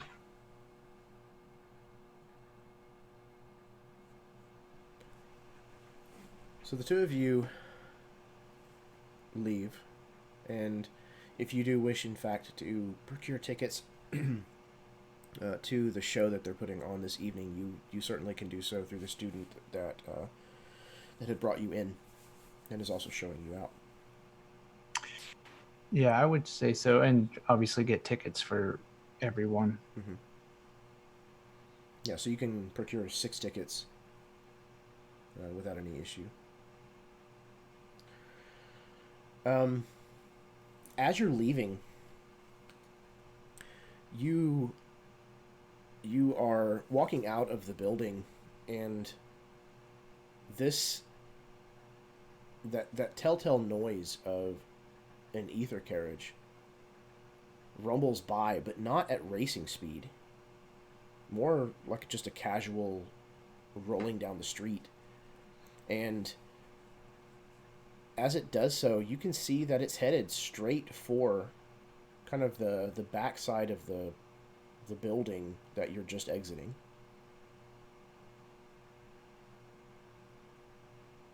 Straight for it, as in, does Ingrid sense sort of like into it, or like... No.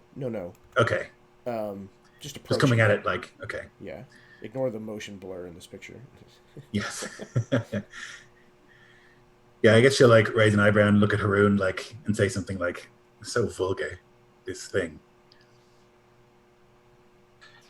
Yes, but I do not think it's coincidence that we see it here. Yeah. Perhaps we will know more this evening.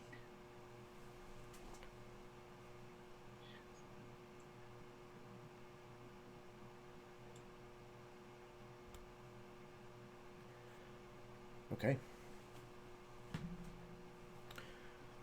So is the plan then to meet back at the villa, basically, and kind of exchange what's been learned and talk about what's next? Okay. So let's go ahead and hash out that conversation, and then once we kind of get all that nailed down, then we'll take our break, and then we'll move into actionable stuff after that. So the 5 of you have gathered. Vidaris is still training, but the 5 of you gathered, and it's it's probably only like midday at this point. So there's plenty of waking hours left in this section of the long night. So what are you guys talking about, and how are you kind of laying out what you're going to do next, how to proceed?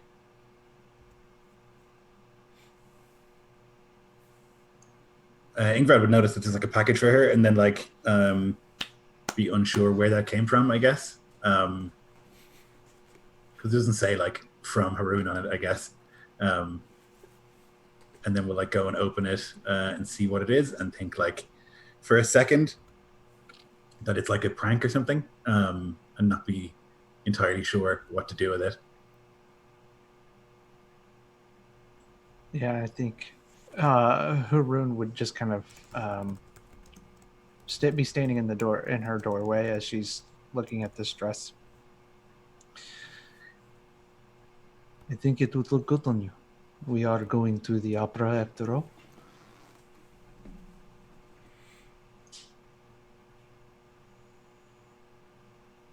She like feels very uncomfortable or like unsure in this situation. Thank you. I will try it on. And then we'll like flee from the scene as quickly as possible to like avoid any sort of whatever the hell is happening. Yeah.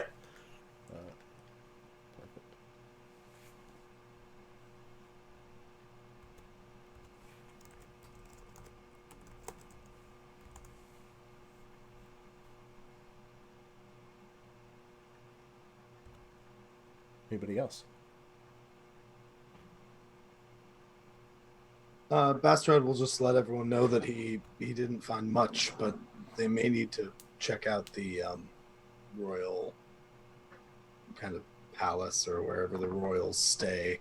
So they're gonna have to figure out if they want to find who they're looking for. It might take some tough getting in.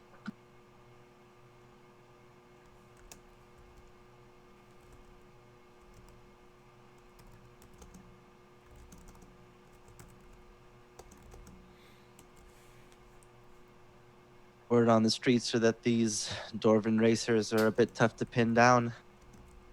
They show up, they do what they're doing, and then they're out about just as quickly. But another word on the street was that one of them happens to be attending a very similar place as you were earlier today. This opera house that they've been frequenting lately. I don't suppose you happen to see one there? Yes, we did. And speaking of the opera house, he just kind of reaches into his vestments and pulls out several opera tickets. We have tickets to tonight's show. I think this will give us the perfect opportunity to further investigate these carriages and these dwarves.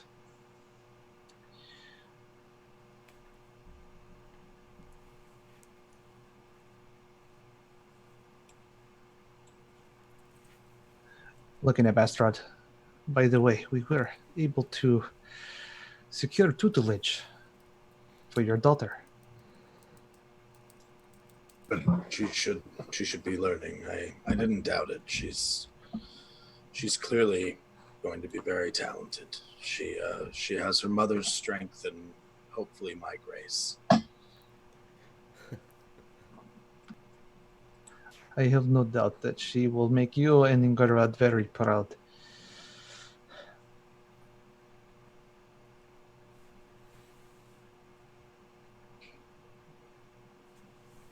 So we go crash this show then, snoop around, see if we can't find anything worth finding.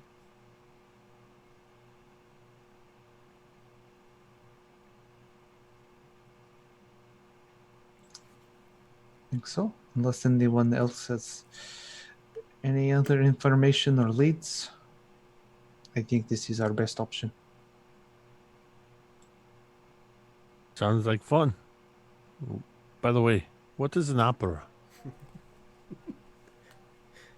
That, it, yeah, I don't think she has any clue. Katya's not cultured in any way, but that's just sort of like a, yeah, let's do this. What are we doing? I think naturally that's probably where the scene breaks, and then like immediately we like see them like coming into this like spectacle. Um. So yeah, we'll go ahead and take our break now. And like I said, 5 to 10 minutes. Smoke if you got them. Refill your drink. Go to the bathroom. Kiss your spouses, etc., etc., etc. If you're tuning in this evening, thank you very, very much for tuning in so far. And yeah, don't turn your cameras off, everybody. Keep them on so it doesn't jumble everybody around. But yeah, sit tight, and we will be right back.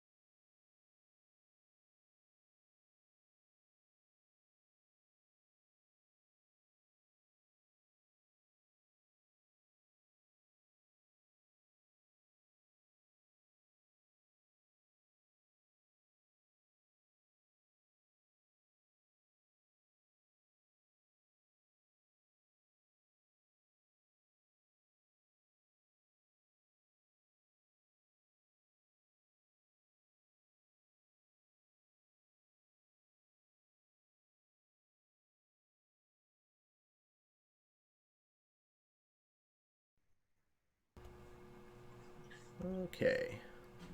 We are back. Hello, everyone. Thank you again for tuning in this evening. If you are watching with us tonight live, thank you very much. Also, if you are tuning in the future, giving us a watch. We are going to hop right back in where we left off. This grand jubilee, this soiree. The 6 of you are arriving back at the O&B, and it was opulent before, whenever you looked, but now that it's actually set up for a show, this place is, for some of you, we won't say names, this is probably obscene. There's jugglers and people breathing fire, and people that are doing illusion magic, and causing dragons to appear and swoop and fly around. There's just every kind of spectacle that you can imagine, essentially, to draw attention to this building is taking place on these kind of grand sweeping front stairs. Is there anything that you'd like to do before heading inside to get ready for the actual show itself?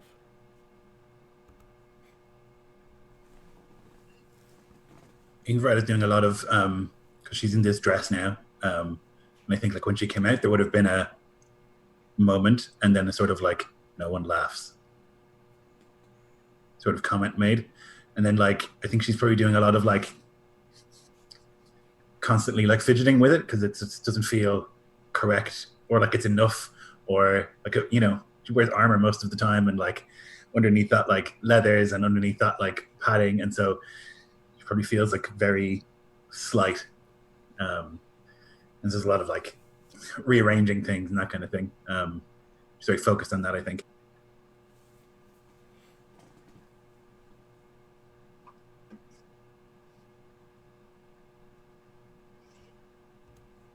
Anybody else? Definitely would secure some flowers.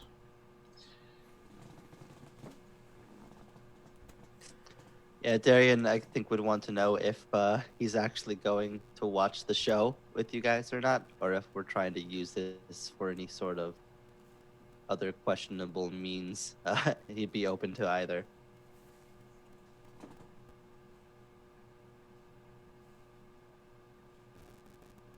I think that Ingrid has never been to a play, probably. I don't see how she would have gone to one in the temple. So she'd be pretty excited, I think, to get, like, she wouldn't show that, but I think she would inside be pretty keen to actually see it. But yeah, Haroon might have plans of like doing some shenanigans or whatever while we're in there, but I think like Ingrid's pretty keen to actually watch the show. Right, like there may have been like some sort of traveling theater troupe at a very low level that passed through our village once when we were pretty young. Yeah, but it's right.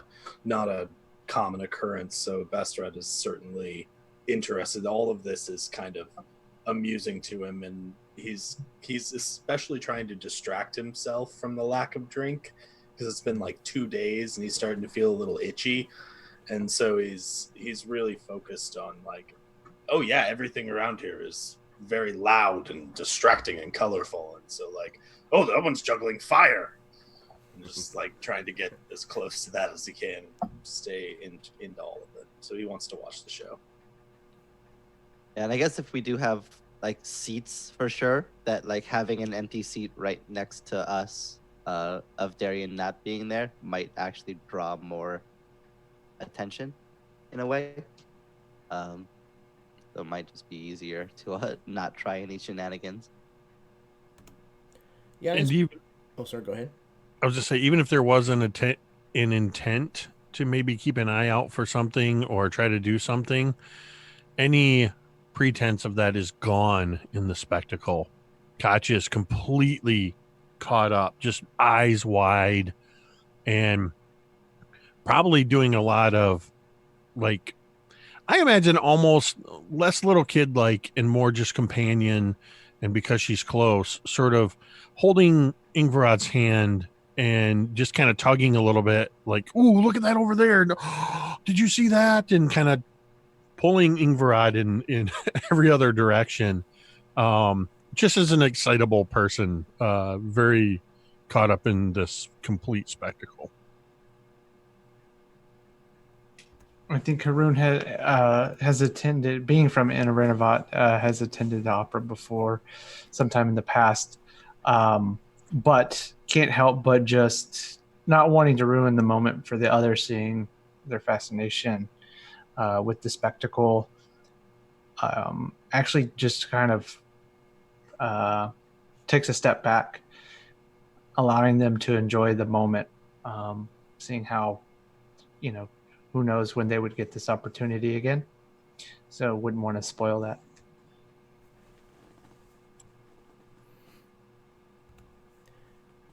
And Darian, if you decided that you wanted to slink away, there's going to be like an intermission in the middle of the show, and you think it would probably be easy enough to feign like you weren't feeling well or something like that, and then make your excuses, and then more than likely nobody would think anything about it.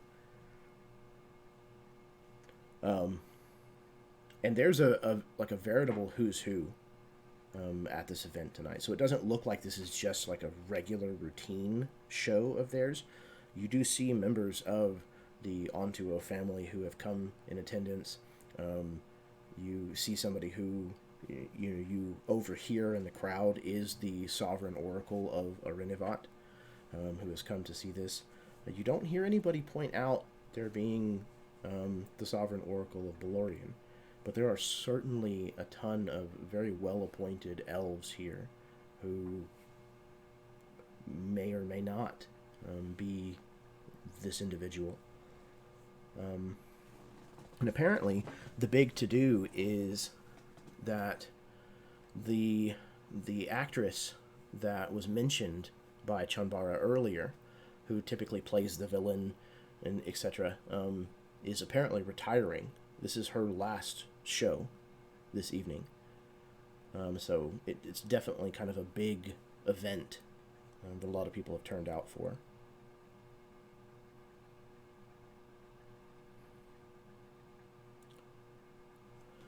Okay.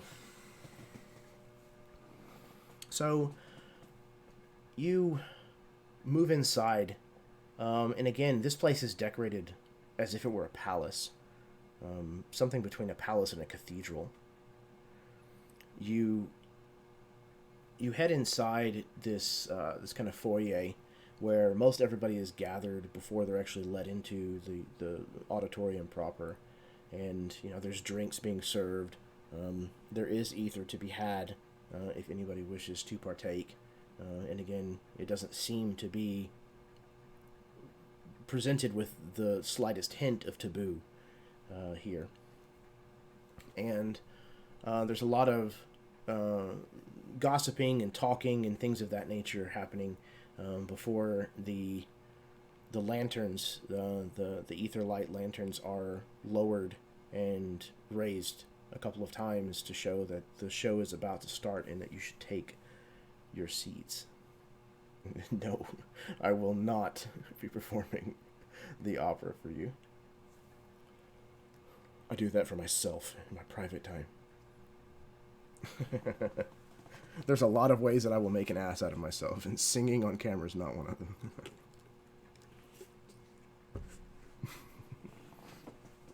Okay. So you are being booed. Boo this man! You make your way to your seats and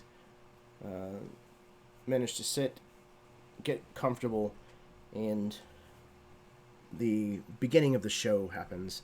The orchestra goes up, the curtain rises, and you see once more the elf that a few of you met earlier in the evening, in the day. Chanbara is standing alone on the stage, and there is like ether smoke kind of clinging to the floor all around her, and there's no lighting on. The only lighting is coming from the glowing of the missing parts of her body. And she's wrapped in all kinds of like sheer scarves and things, so it's all filtered and dispersed and kind of glowing in the fog, but you can clearly see the position of her body, and it's kind of like she's taken a position, and it's one that some of you may have even seen Kalp use before. It's somewhat of like a sword stance, but it's almost like a dance, like a first position almost kind of thing. And she holds it for a long moment as the music kind of starts to build, and then as it kind of begins to kind of build into this strong movement of music, she begins to dance with it. And as she does so, she produces a blade out of thin air. Not something that is surprising to Katya, or the rest of you who have traveled with Katya. But she dances with this curved blade for a moment, kind of spinning and twirling it as if it's kind of an extension of her own body, before she places it on her head and balances it there, and then begins to perform this series of very graceful spins and almost tumbles, all while keeping the sword balanced on her head. And it's in one particularly complex spin that, as she comes out of the spin, 5 additional versions of her appear and kind of spread away from her. Those of you who have experience with magic recognize it as a mirror image spell. And she continues to, all of hers continue to dance, and then each of these images of her begins to split, and you can see that, in fact, it's not multiples of her every time. It seems like there are other performers who are done up to look like her and are amplifying the effect of this spell.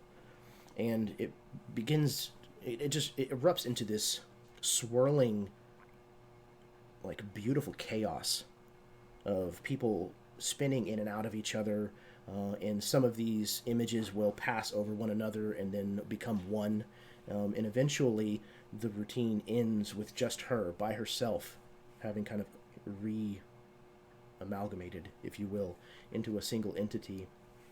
And the movement slows as the music begins to die down, and then she stops moving, the music ends, and she simply bows.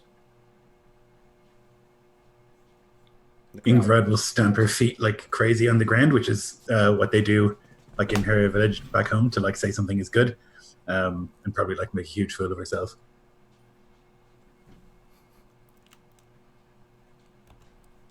Yeah, I imagine the majority of the elves are clapping, but politely clapping. You know, that opera clap. You know, it's just above a golf clap. But yeah, there's uproarious applause coming from the entire audience.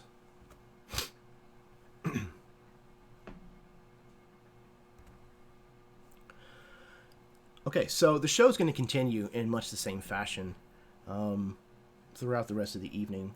So, Darian, is your intention to stay with the production, or are you going to try to sneak out at some point? I think at this point, unless the others specifically pressured him to do so, he would probably stay. This is kind of, as some of the others have said, like a potentially once in a lifetime moment, and like there's something about being here, like, and being here legitimately, that is like enjoyable.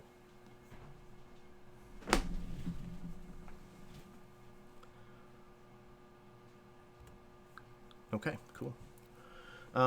So is there going to be anything that anybody else wants to try to accomplish during the course of the show? Or are you guys just basically going to sit where you're at until the intermission and then come back and wait until the end of the show to do anything else?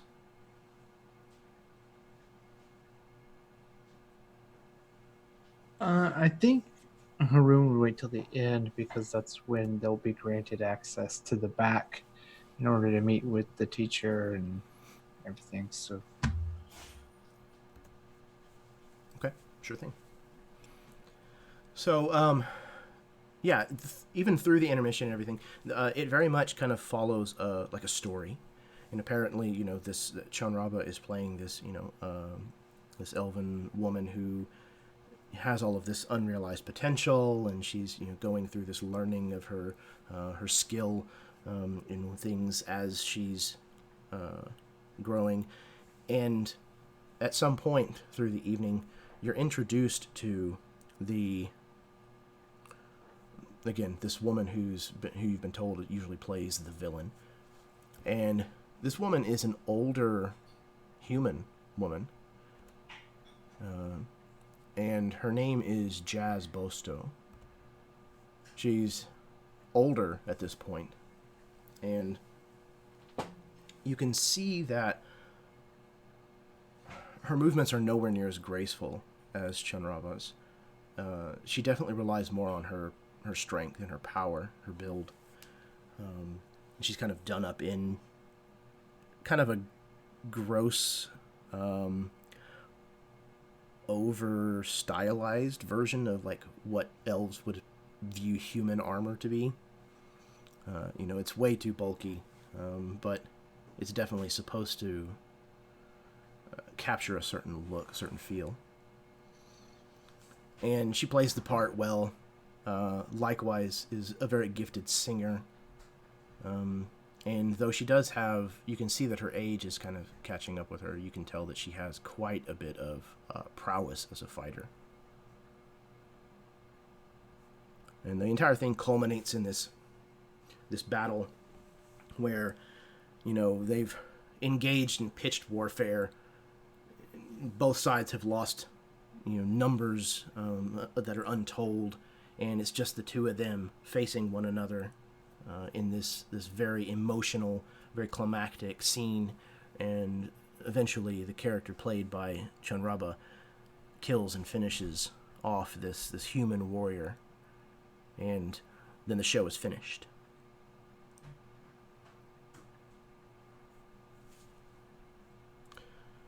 Once again, there is thunderous for elves applause that erupts through the auditorium, and the house lights come up, and you're free to go where you wish.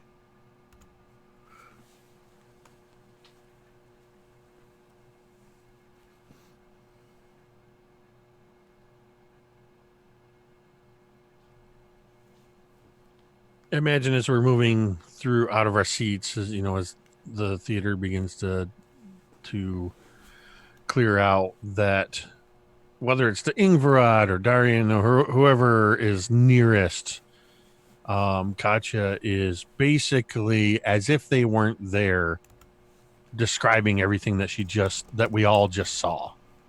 Very excitedly. Oh, and then this. Oh my gosh, and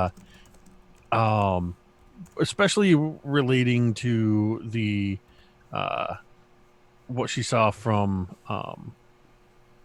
the main person. The name just escaped me again, but about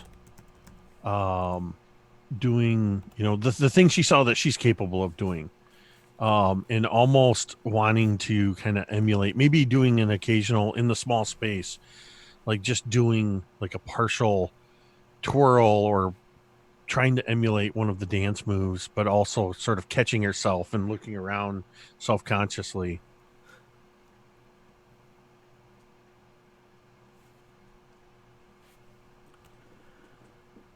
Okay. No, you just need to try it, and when you finish the spin, summon your weapon. But not here.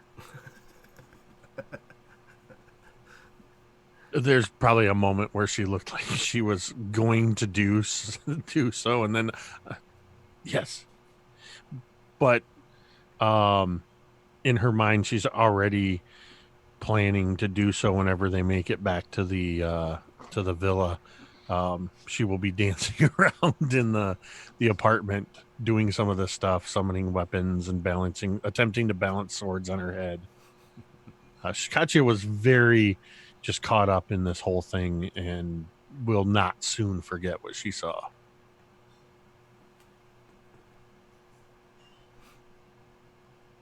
Guess he'll just have to figure out a way to learn to sing too. Maybe get some practice in. He'll like egg her on, knowing that it'll annoy the others more than it will him. Yeah, Ingrid will give him a look of like.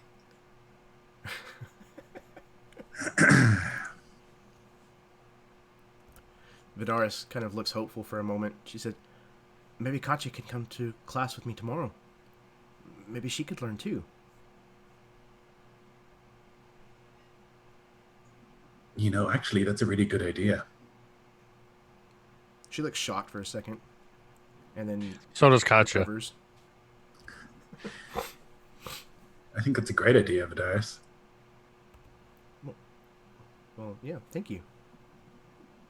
That's you right. have Just told beams at her. us, would you have told us about having to pull a deal to convince this person to take Vidaris on as a student? I don't know if that would have become public knowledge or stayed between you two.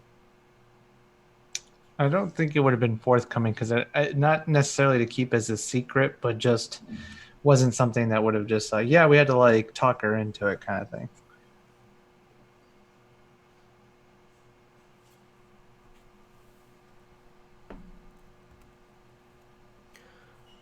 Okay. So, who all is heading to Chunraba's dressing room? Haroon? Yeah, Probably Bastrad Vidaris. wants to meet Bastrad. with his daughter's teacher. Okay. Ingrid, I'm assuming with you nodding, that means yeah. Okay, cool.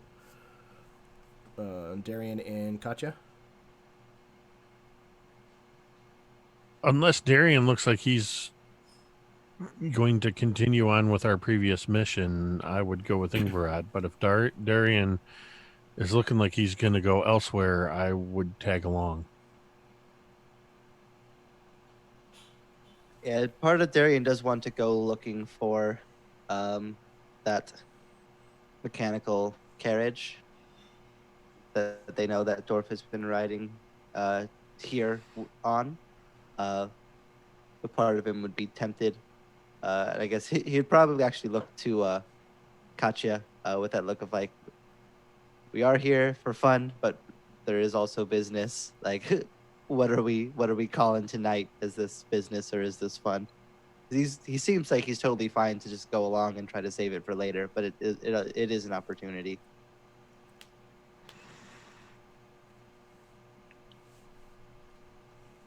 I mean, oops. Am I Oh, I thought I was muted. I mean, they're gonna go talk to this person, and they talked to them before, so I don't all have to go. And I still really want to see this ether carriage and who's driving it, and find out more about that. So If you are actually going to study with them, though, perhaps it might be good to meet them. I'll go He's with not you. sure if this is actually happening or not, so he's kind of just going to leave that there. I'll go with you then. I've already met Chunraba. Katya's fine either way. She sees this as a win-win. Either way, she gets to do something cool. Okay. And we'll just sort of slip in with Haroon and Bastrad.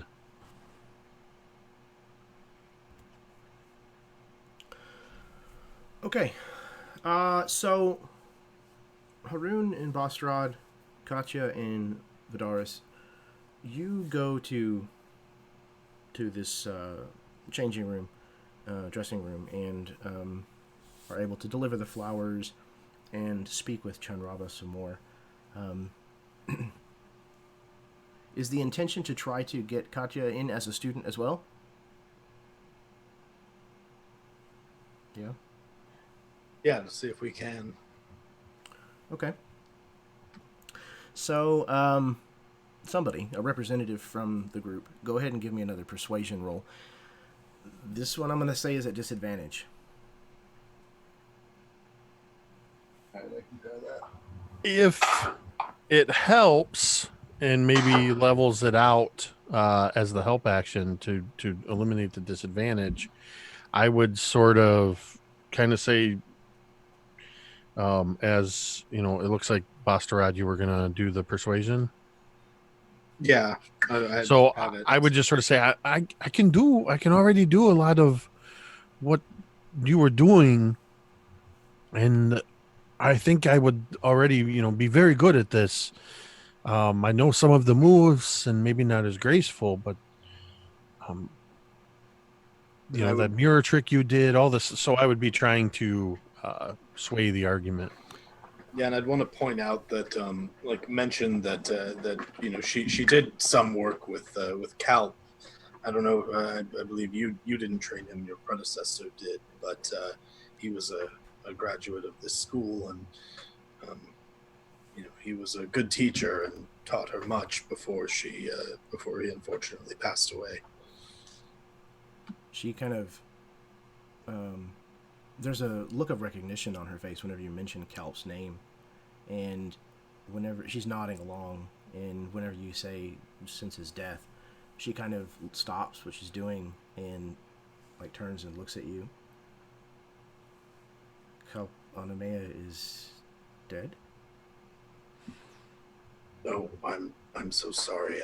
I didn't know you didn't know. Yes, he is unfortunately has passed on. I see. We were never particularly close, but we shared a teacher. He was certainly closer with Camilla than I was. But it's still sad to hear that he's no longer with us. He was a very, very good and clever man, and he is missed greatly by those who. And you say he taught you some of the arts. Dwarf, is this correct? I already know how to do a lot of things with weapons and, like I said, some of the things that you can do, but Kalp was he was he was beginning to teach me how to control it. He said that I was erratic and impulsive. Those were his words, not mine. But that he could teach me how to control myself better and become more elegant in what I was doing. But he died before we could get too far. Well, if anyone understood the art of self-control, it was certainly Kalp Anamea. He came from a very difficult family, but he made his own way after a time.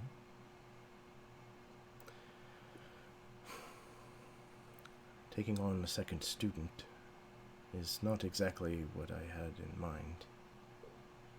It's possible, but it would impair my ability to focus on Vidaris. So I will have to insist that a portion of my fee is reinstated. And what is your regular fee? He'll kind of look to Haroon with like a little bit of a look like we're not paying the fee already? Okay. What is your regular fee? For the rudimentary course that I am putting Vidaris through, 2 weeks, I think 1,000 gold pieces should cover the added strain. Not strain, darling. She kind of looks at you, Katya, as if to try to explain that she wasn't referring to you being a strain. That was completely over her head anyway.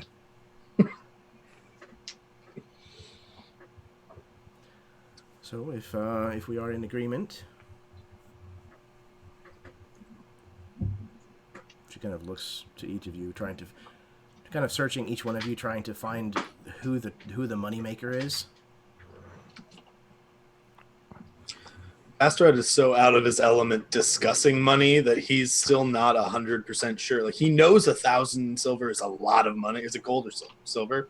Silver. He knows that that's. She said gold. Sorry, I meant silver. Okay. Oh, okay. He knows that's a lot of money, but he's not sure if that's like a lot of money, like replacing a windshield or like buying a new car. Like he's kind of looking to Haroon, a little unsure if, like, does that make sense? I mean, this would be this is, I believe, more than fair.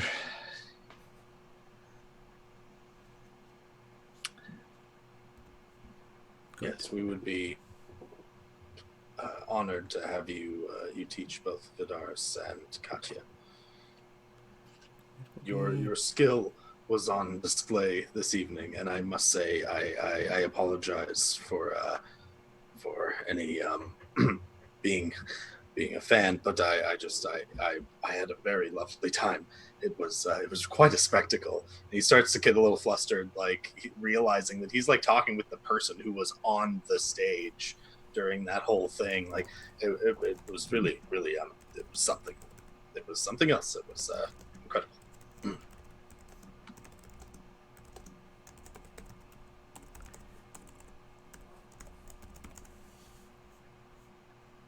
And she graciously accepts your compliment. It's very obvious that this is not unusual. This kind of floundering in her presence and kind of fawning over her. But she seems to be gracious, maybe not quite 100% genuine, but she at least is good at pretending to be gracious.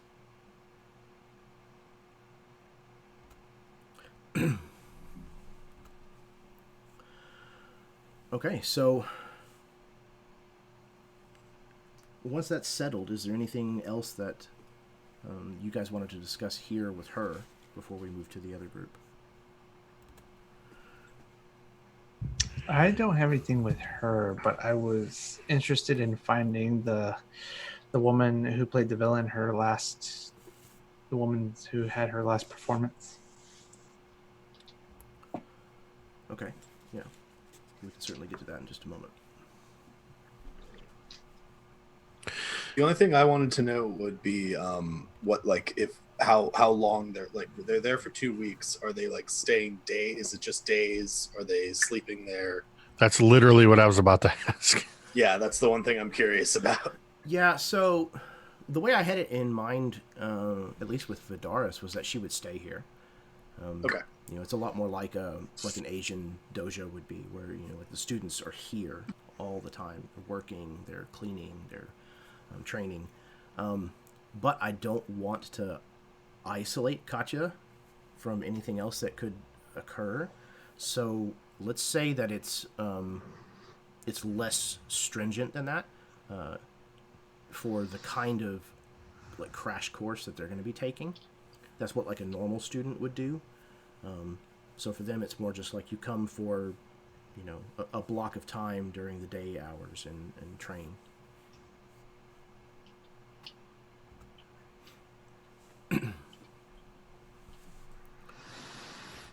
Okay, I'm cool with it either way. Okay, cool.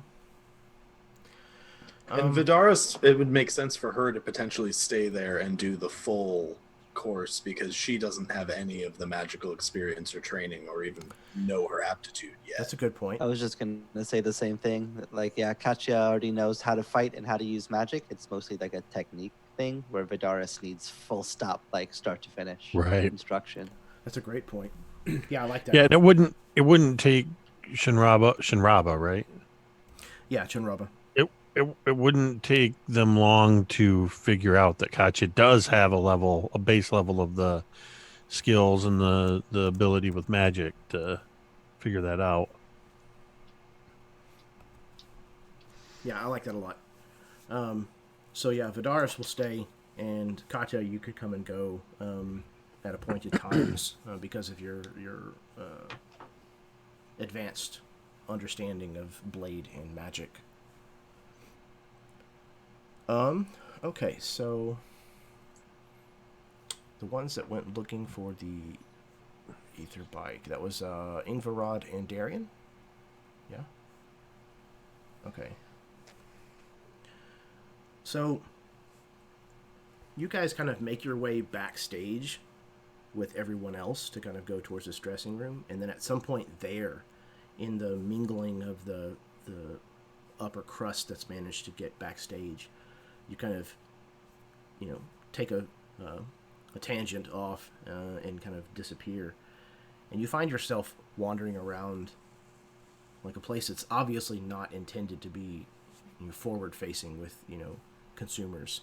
You see set pieces that aren't being used, and you go through a place where there's obviously like a shop that a lot of the stuff has been put together. There's a couple of people who are mingling around, kind of doing technical work, things of that nature. And a couple of people kind of give you some sideways glances, but for the most part, nobody says anything to you. They don't seem overly concerned that you're back here.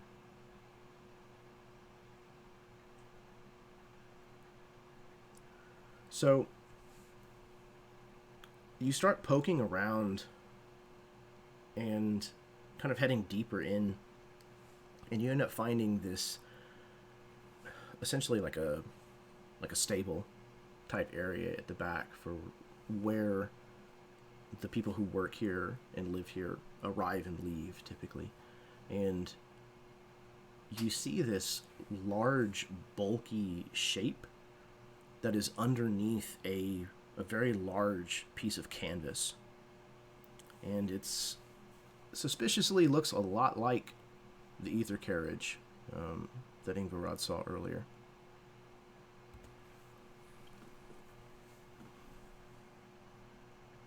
Like immediately being out of the fanciness of inside is when Ingvarad realizes that she's not wearing armor for once and doesn't have weapons with her, and like now we're in a dark alley or whatever, and so it's like, of course, now all day we wander through markets and whatever, that's fine, and now when there might be some danger, she's not ready for it, and this she's in her head is like confirming that this is why you don't wear fancy things, she's like looking at the car.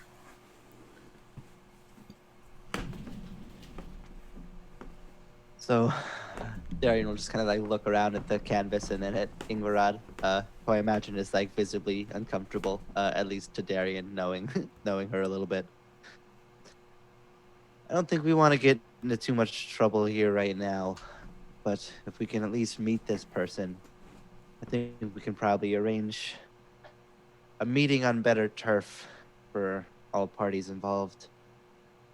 I'm sure they'll be here to hitch a ride back to wherever they came from. Kind of like see the crowds dispersing, probably sooner than later. If we're going in with the same guys as before to try to get Katya in with them, I think I have a plan for how we might be able to do that. Do tell. Well, these people seem to enjoy a race. Been going on in the streets a lot. If we can find something to put down, some stakes that might make things interesting, I'm sure we could convince them to accept the challenge. You want to race these profane vehicles to make them respect you?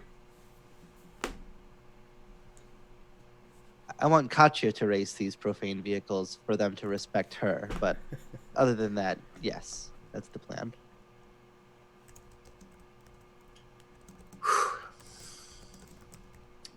I don't know much about the underbelly of society. That's really your specialty, so I'll take your word for it.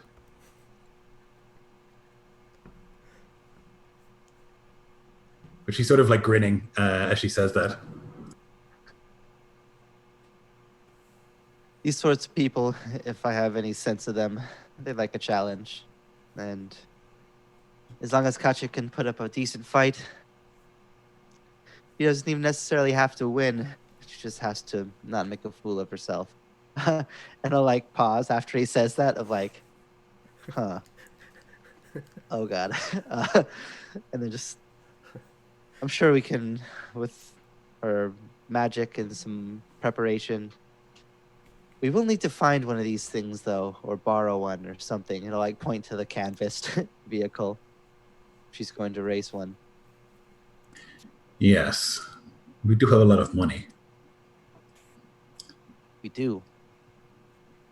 We need to be quite specific about the rules of this race are and what is allowed and what isn't, and then we need to follow the letter and not the spirit of whatever the rules are if we want Katya to win. The two of you hear a sound of a door nearby open and close, and footsteps approaching.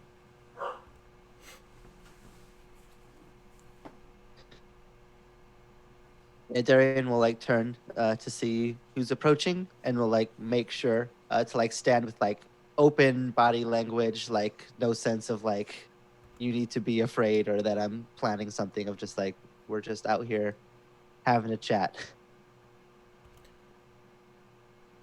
And you see approaching none other than Jazz Bosto, the older human woman who played the villain in tonight's performance. Her blazing orange hair, kind of unkempt, and her face freshly washed of the makeup that she wore for the show. She is no longer wearing the kind of grotesque caricature of armor. She's now dressed in, it looks like elven finery, but it was just made for a human body. She approaches and sees the two of you standing there, and she kind of comes up short and cocks her head sideways. Can I help the two of you?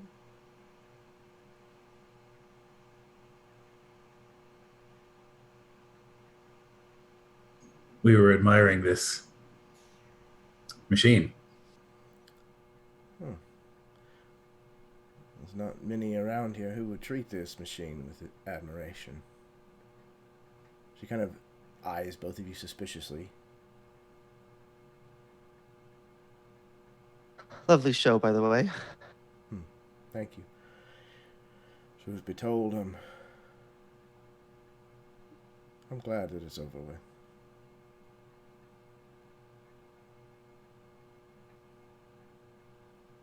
Why is that? I think something like that would be an honor. Oh, Maybe not. Don't get me wrong. It certainly was while it lasted, but well, I haven't aged quite as gracefully as a lot of my co-stars, I'm afraid. And well, things didn't quite work out the way I wish they had. It's John Robert's place now. There doesn't seem to be much room for for two egos in this building.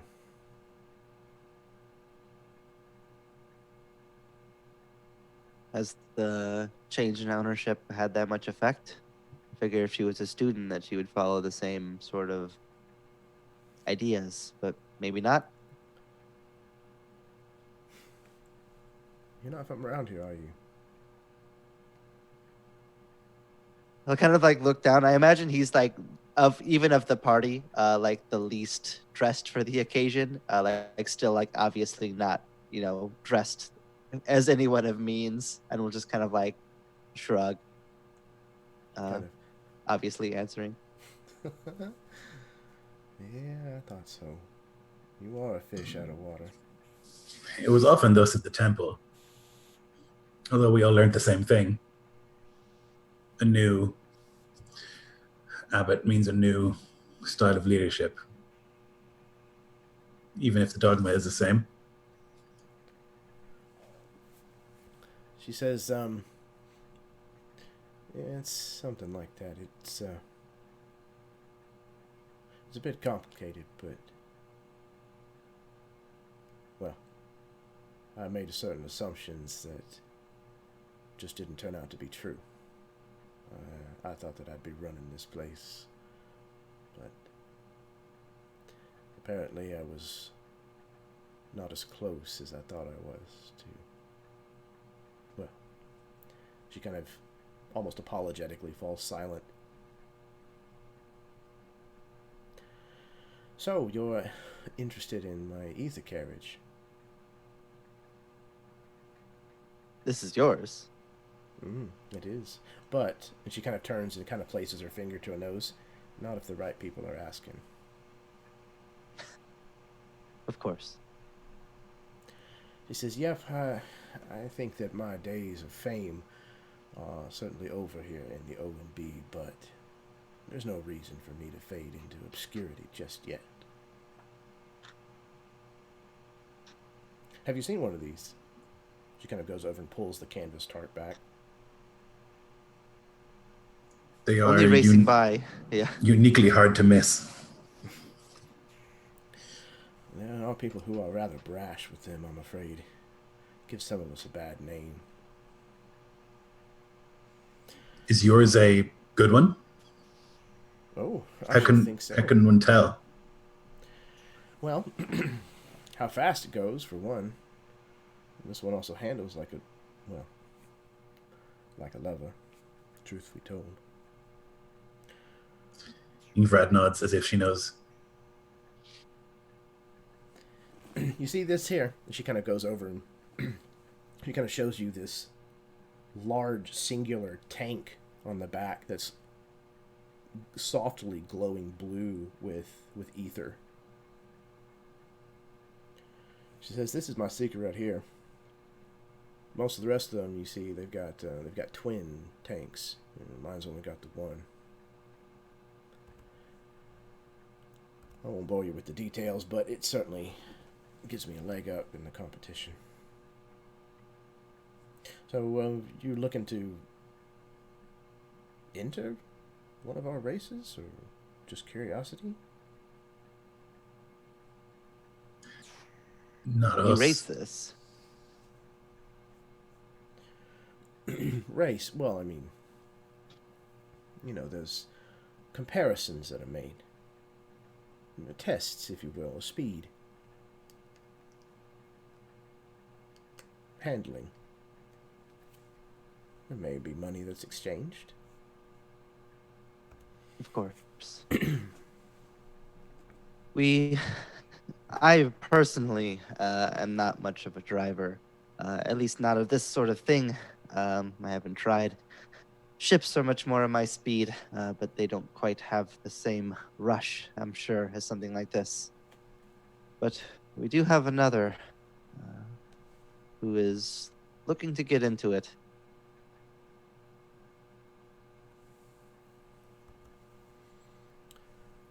I see. She kind of looks both of you up and down. She says, this is an expensive hobby, just as laying our cards out in front of us. We only need to race once, we think. What are the rules? Are there any? Is it just go as fast as you can? Beat the other person? Pretty much. If you get caught, you don't know nothing. Then I think we will win. If those are the only rules. You do? Wow. Yes, I'm chosen by the gods. I have magical powers. I've heard a lot about you, Bonekin. There are some who find you arrogant, but, no, I like your grit. It's just honesty and directness, something that others sometimes lack. We don't like to mince words. That's too true, especially here in Arinivat. The elves and their silver tongues. They do say everything except what they mean to say. You seem to know them well. I've only been here a few days, but I can smell it off them. I suppose it is fairly obvious. Well, I hope your friend is good, because I don't mind telling you that this is not for the foolhardy. There are people that die doing this.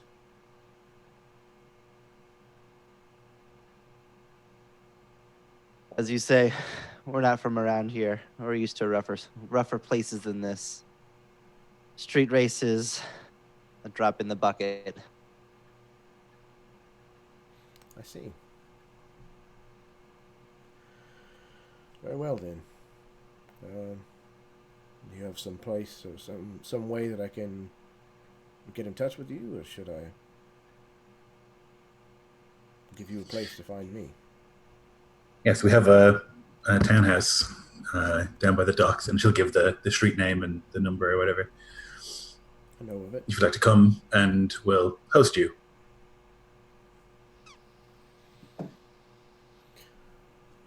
All right. That sounds like a plan, then. You are direct as well. I like this. You're one of the first ones I've met in a long time that does. And if things go well, maybe we can get introduced to some of the others, make something happen. Be looking to start spicing things up on the tracks here pretty soon. Yeah, I think the boys will probably like you. I think this is going to be interesting. All right, then. Well, I suppose I'll see you around. She kind of puts on this almost like aviator helmet, like this kind of leather tight helmet that's got this set of goggles. She kind of lowers down over her eyes.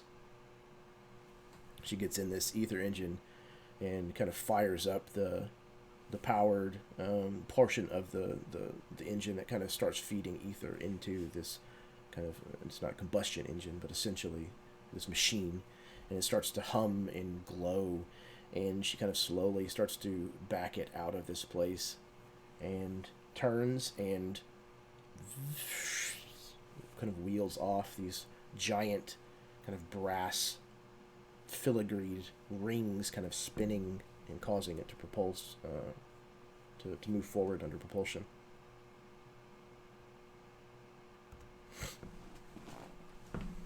Well, that was way easier than I expected it to be. She seems direct. Was not expecting that. Either we've gotten ourselves way in over our heads and don't know it, or we scored the jackpot. Not sure which yet. Maybe It's both. almost certainly the first. That's where we do our best work. That's true.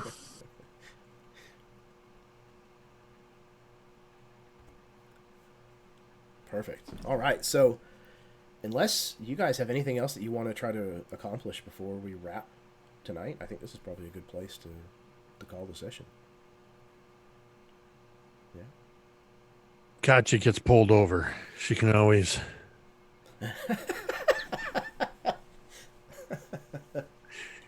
I told you I would keep this thing in a place of honor.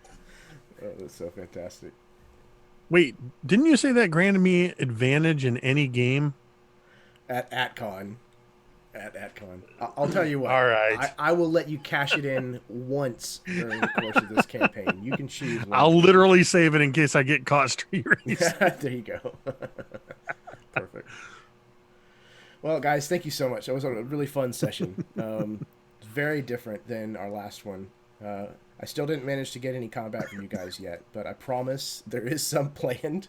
It's just a matter of if you guys actually take the bait or not and head into it. But we'll see. And if not, I'm perfectly okay without it. I'm okay. I got signed up for dance school and illegal street racing, so what more could a girl ask for? Yeah, guys, you guys just take anything and everything that I throw in your direction and just make it work. You just roll with it and you turn it into something absolutely beautiful. So thank you very much for playing. I'm going to pass it over to everybody so that they can do outros and whatnot before we get out of here. And call it a night. So first up, I'm going to attempt reverse order. We'll go with Austin. And as always, I have nothing to plug, but I just want to say thanks again. It was a great game. It's always great playing with you guys. Maybe someday I'll have something to tell everybody to go look at. But right now, go look at everybody else's stuff because they have great channels. I'll look forward to the day when I can add a link for you, Austin, in the list that's in the description of this video down below. And you absolutely seconded should go and check out everybody's channels in the project. As soon as I have something to say, I'll find a place to say it. Just got to find your voice, Austin. That's all. All right, next up is Jeff. Yes, I'm Jeff. I have a channel. It's called Counterbalance. I also play in games on all these other people's channels too. Yeah, a great session as always. I love it when GMs plan cool cultural events and have nothing go wrong, and you just get to go see the event. Like, it's so rare that those things go off like without a hitch. There's always like an explosion or a battle, and it's really cool just to be like, no, what's just this cultural thing like in this world? Like, it's a very fun scenario just to get to like sit and watch and understand what it actually is in the world instead of having it always be some like covert strategy to bring in some crazy, dramatic event. So that was super cool. Like, I really like just being able to watch it and get a sense for what that's like. So yeah, great session all around, but I wanted to highlight that in particular as something that I really thought was cool. Excellent, man. Thank you. I'm glad that went over well. I'm glad that we actually got to kind of head in that direction and see that happen. It's something I was really excited about. Okay, next up we have Lloyd.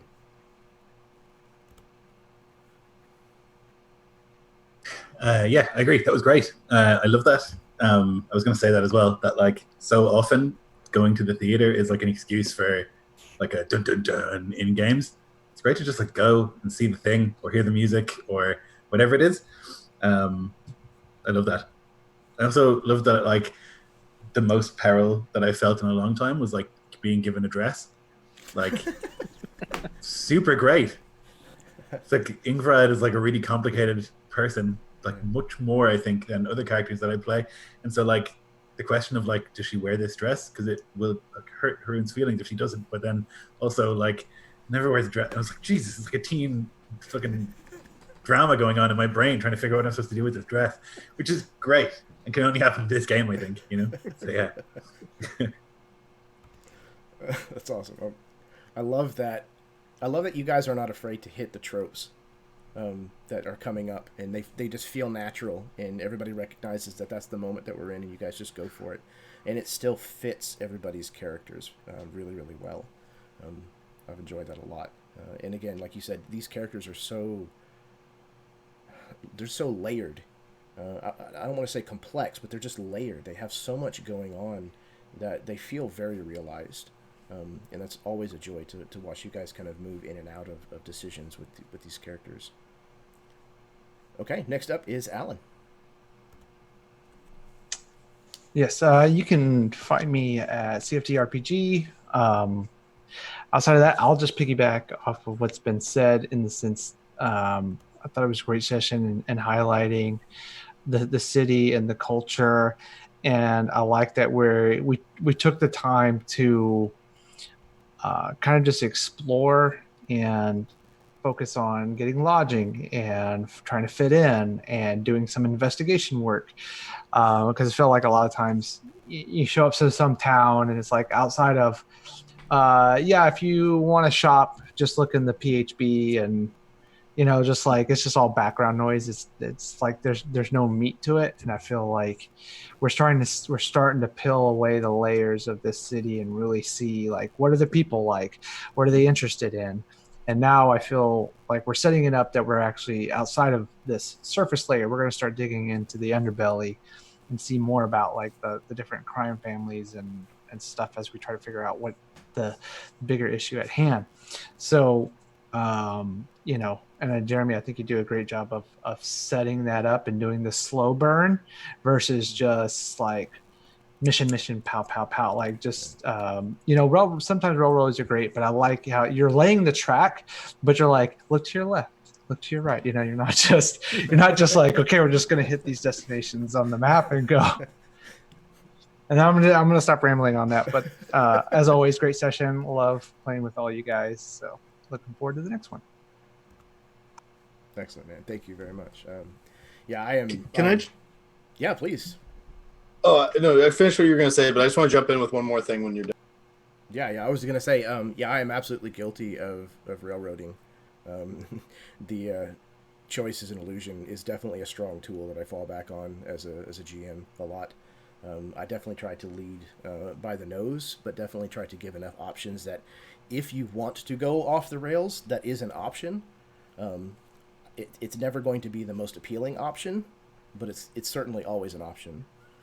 So I'm glad that you guys feel like you have enough freedom to kind of play around and explore where you want to go. So thank you. And Austin, what you have? Just whether it's a railroad or a sandbox, however you end up there, you got us to a place where we're about to get to do fantasy Fast and Furious, and I am so there for it. So you can lay that railroad down a quarter mile at a time. You got it, man. All right. And last but absolutely not least, Jake. Mini terrain domain. That's me. You can search mini terrain domain, and I'm the one you'll find. But also you'll find Austin. We got to get you over there so I can say we'll find all of you over on mini terrain domain at different times and different capacities. Lots of D&D going on over there, and I'm in a sort of. I don't know. I'm regrouping, preparing for the next phase of mini terrain domain to see what that's gonna look like with more crafting and review videos and that kind of stuff. But always continuing the D&D and also creating a place where other GMs can come and run their games through that as well. I love being able to provide that opportunity for other GMs to present their games in that way. So watch for that kind of cool stuff. And yeah, I'll just echo everybody else. I never imagined when we started this campaign and where we started with it that it would involve in any capacity Ingvarad in a dress, Katya going to dance school, street racing, just everything about this. And it is awesome seeing the varied world that you've created, but that there's these it really is. I think ether is that thread that kind of holds everything together. It runs throughout the world, and even if there's only these glowing bits of ether in a scenario, I feel like we can move through this gritty almost post-apocalyptic feeling barterdom into what feels almost like fantasy cyberpunk or Blade Runner kind of setting, but still maintain that original flavor, and that we as characters and as players are able to just move through that. This is just great. And this for me personally, this is just what I needed after kind of a crummy couple of days. D&D therapy with my friends. This was great. That's awesome, man. I'm glad that it could serve that purpose for you. It's certainly something that I find myself needing from time to time. So I'm glad that we could do that for you. Happy to have you here. Yeah, the setting has been in development for a really long time, and I'm really, really happy that we're kind of getting to see a wide variety of kind of what is momentum, and the fact that you guys are taking it all in stride and making it work is awesome. So hopefully everything that's in store will still continue to shock, surprise, entertain, what have you. I can't wait to get to it. So, until next time, may your dice roll high, and your snacks always be within reach.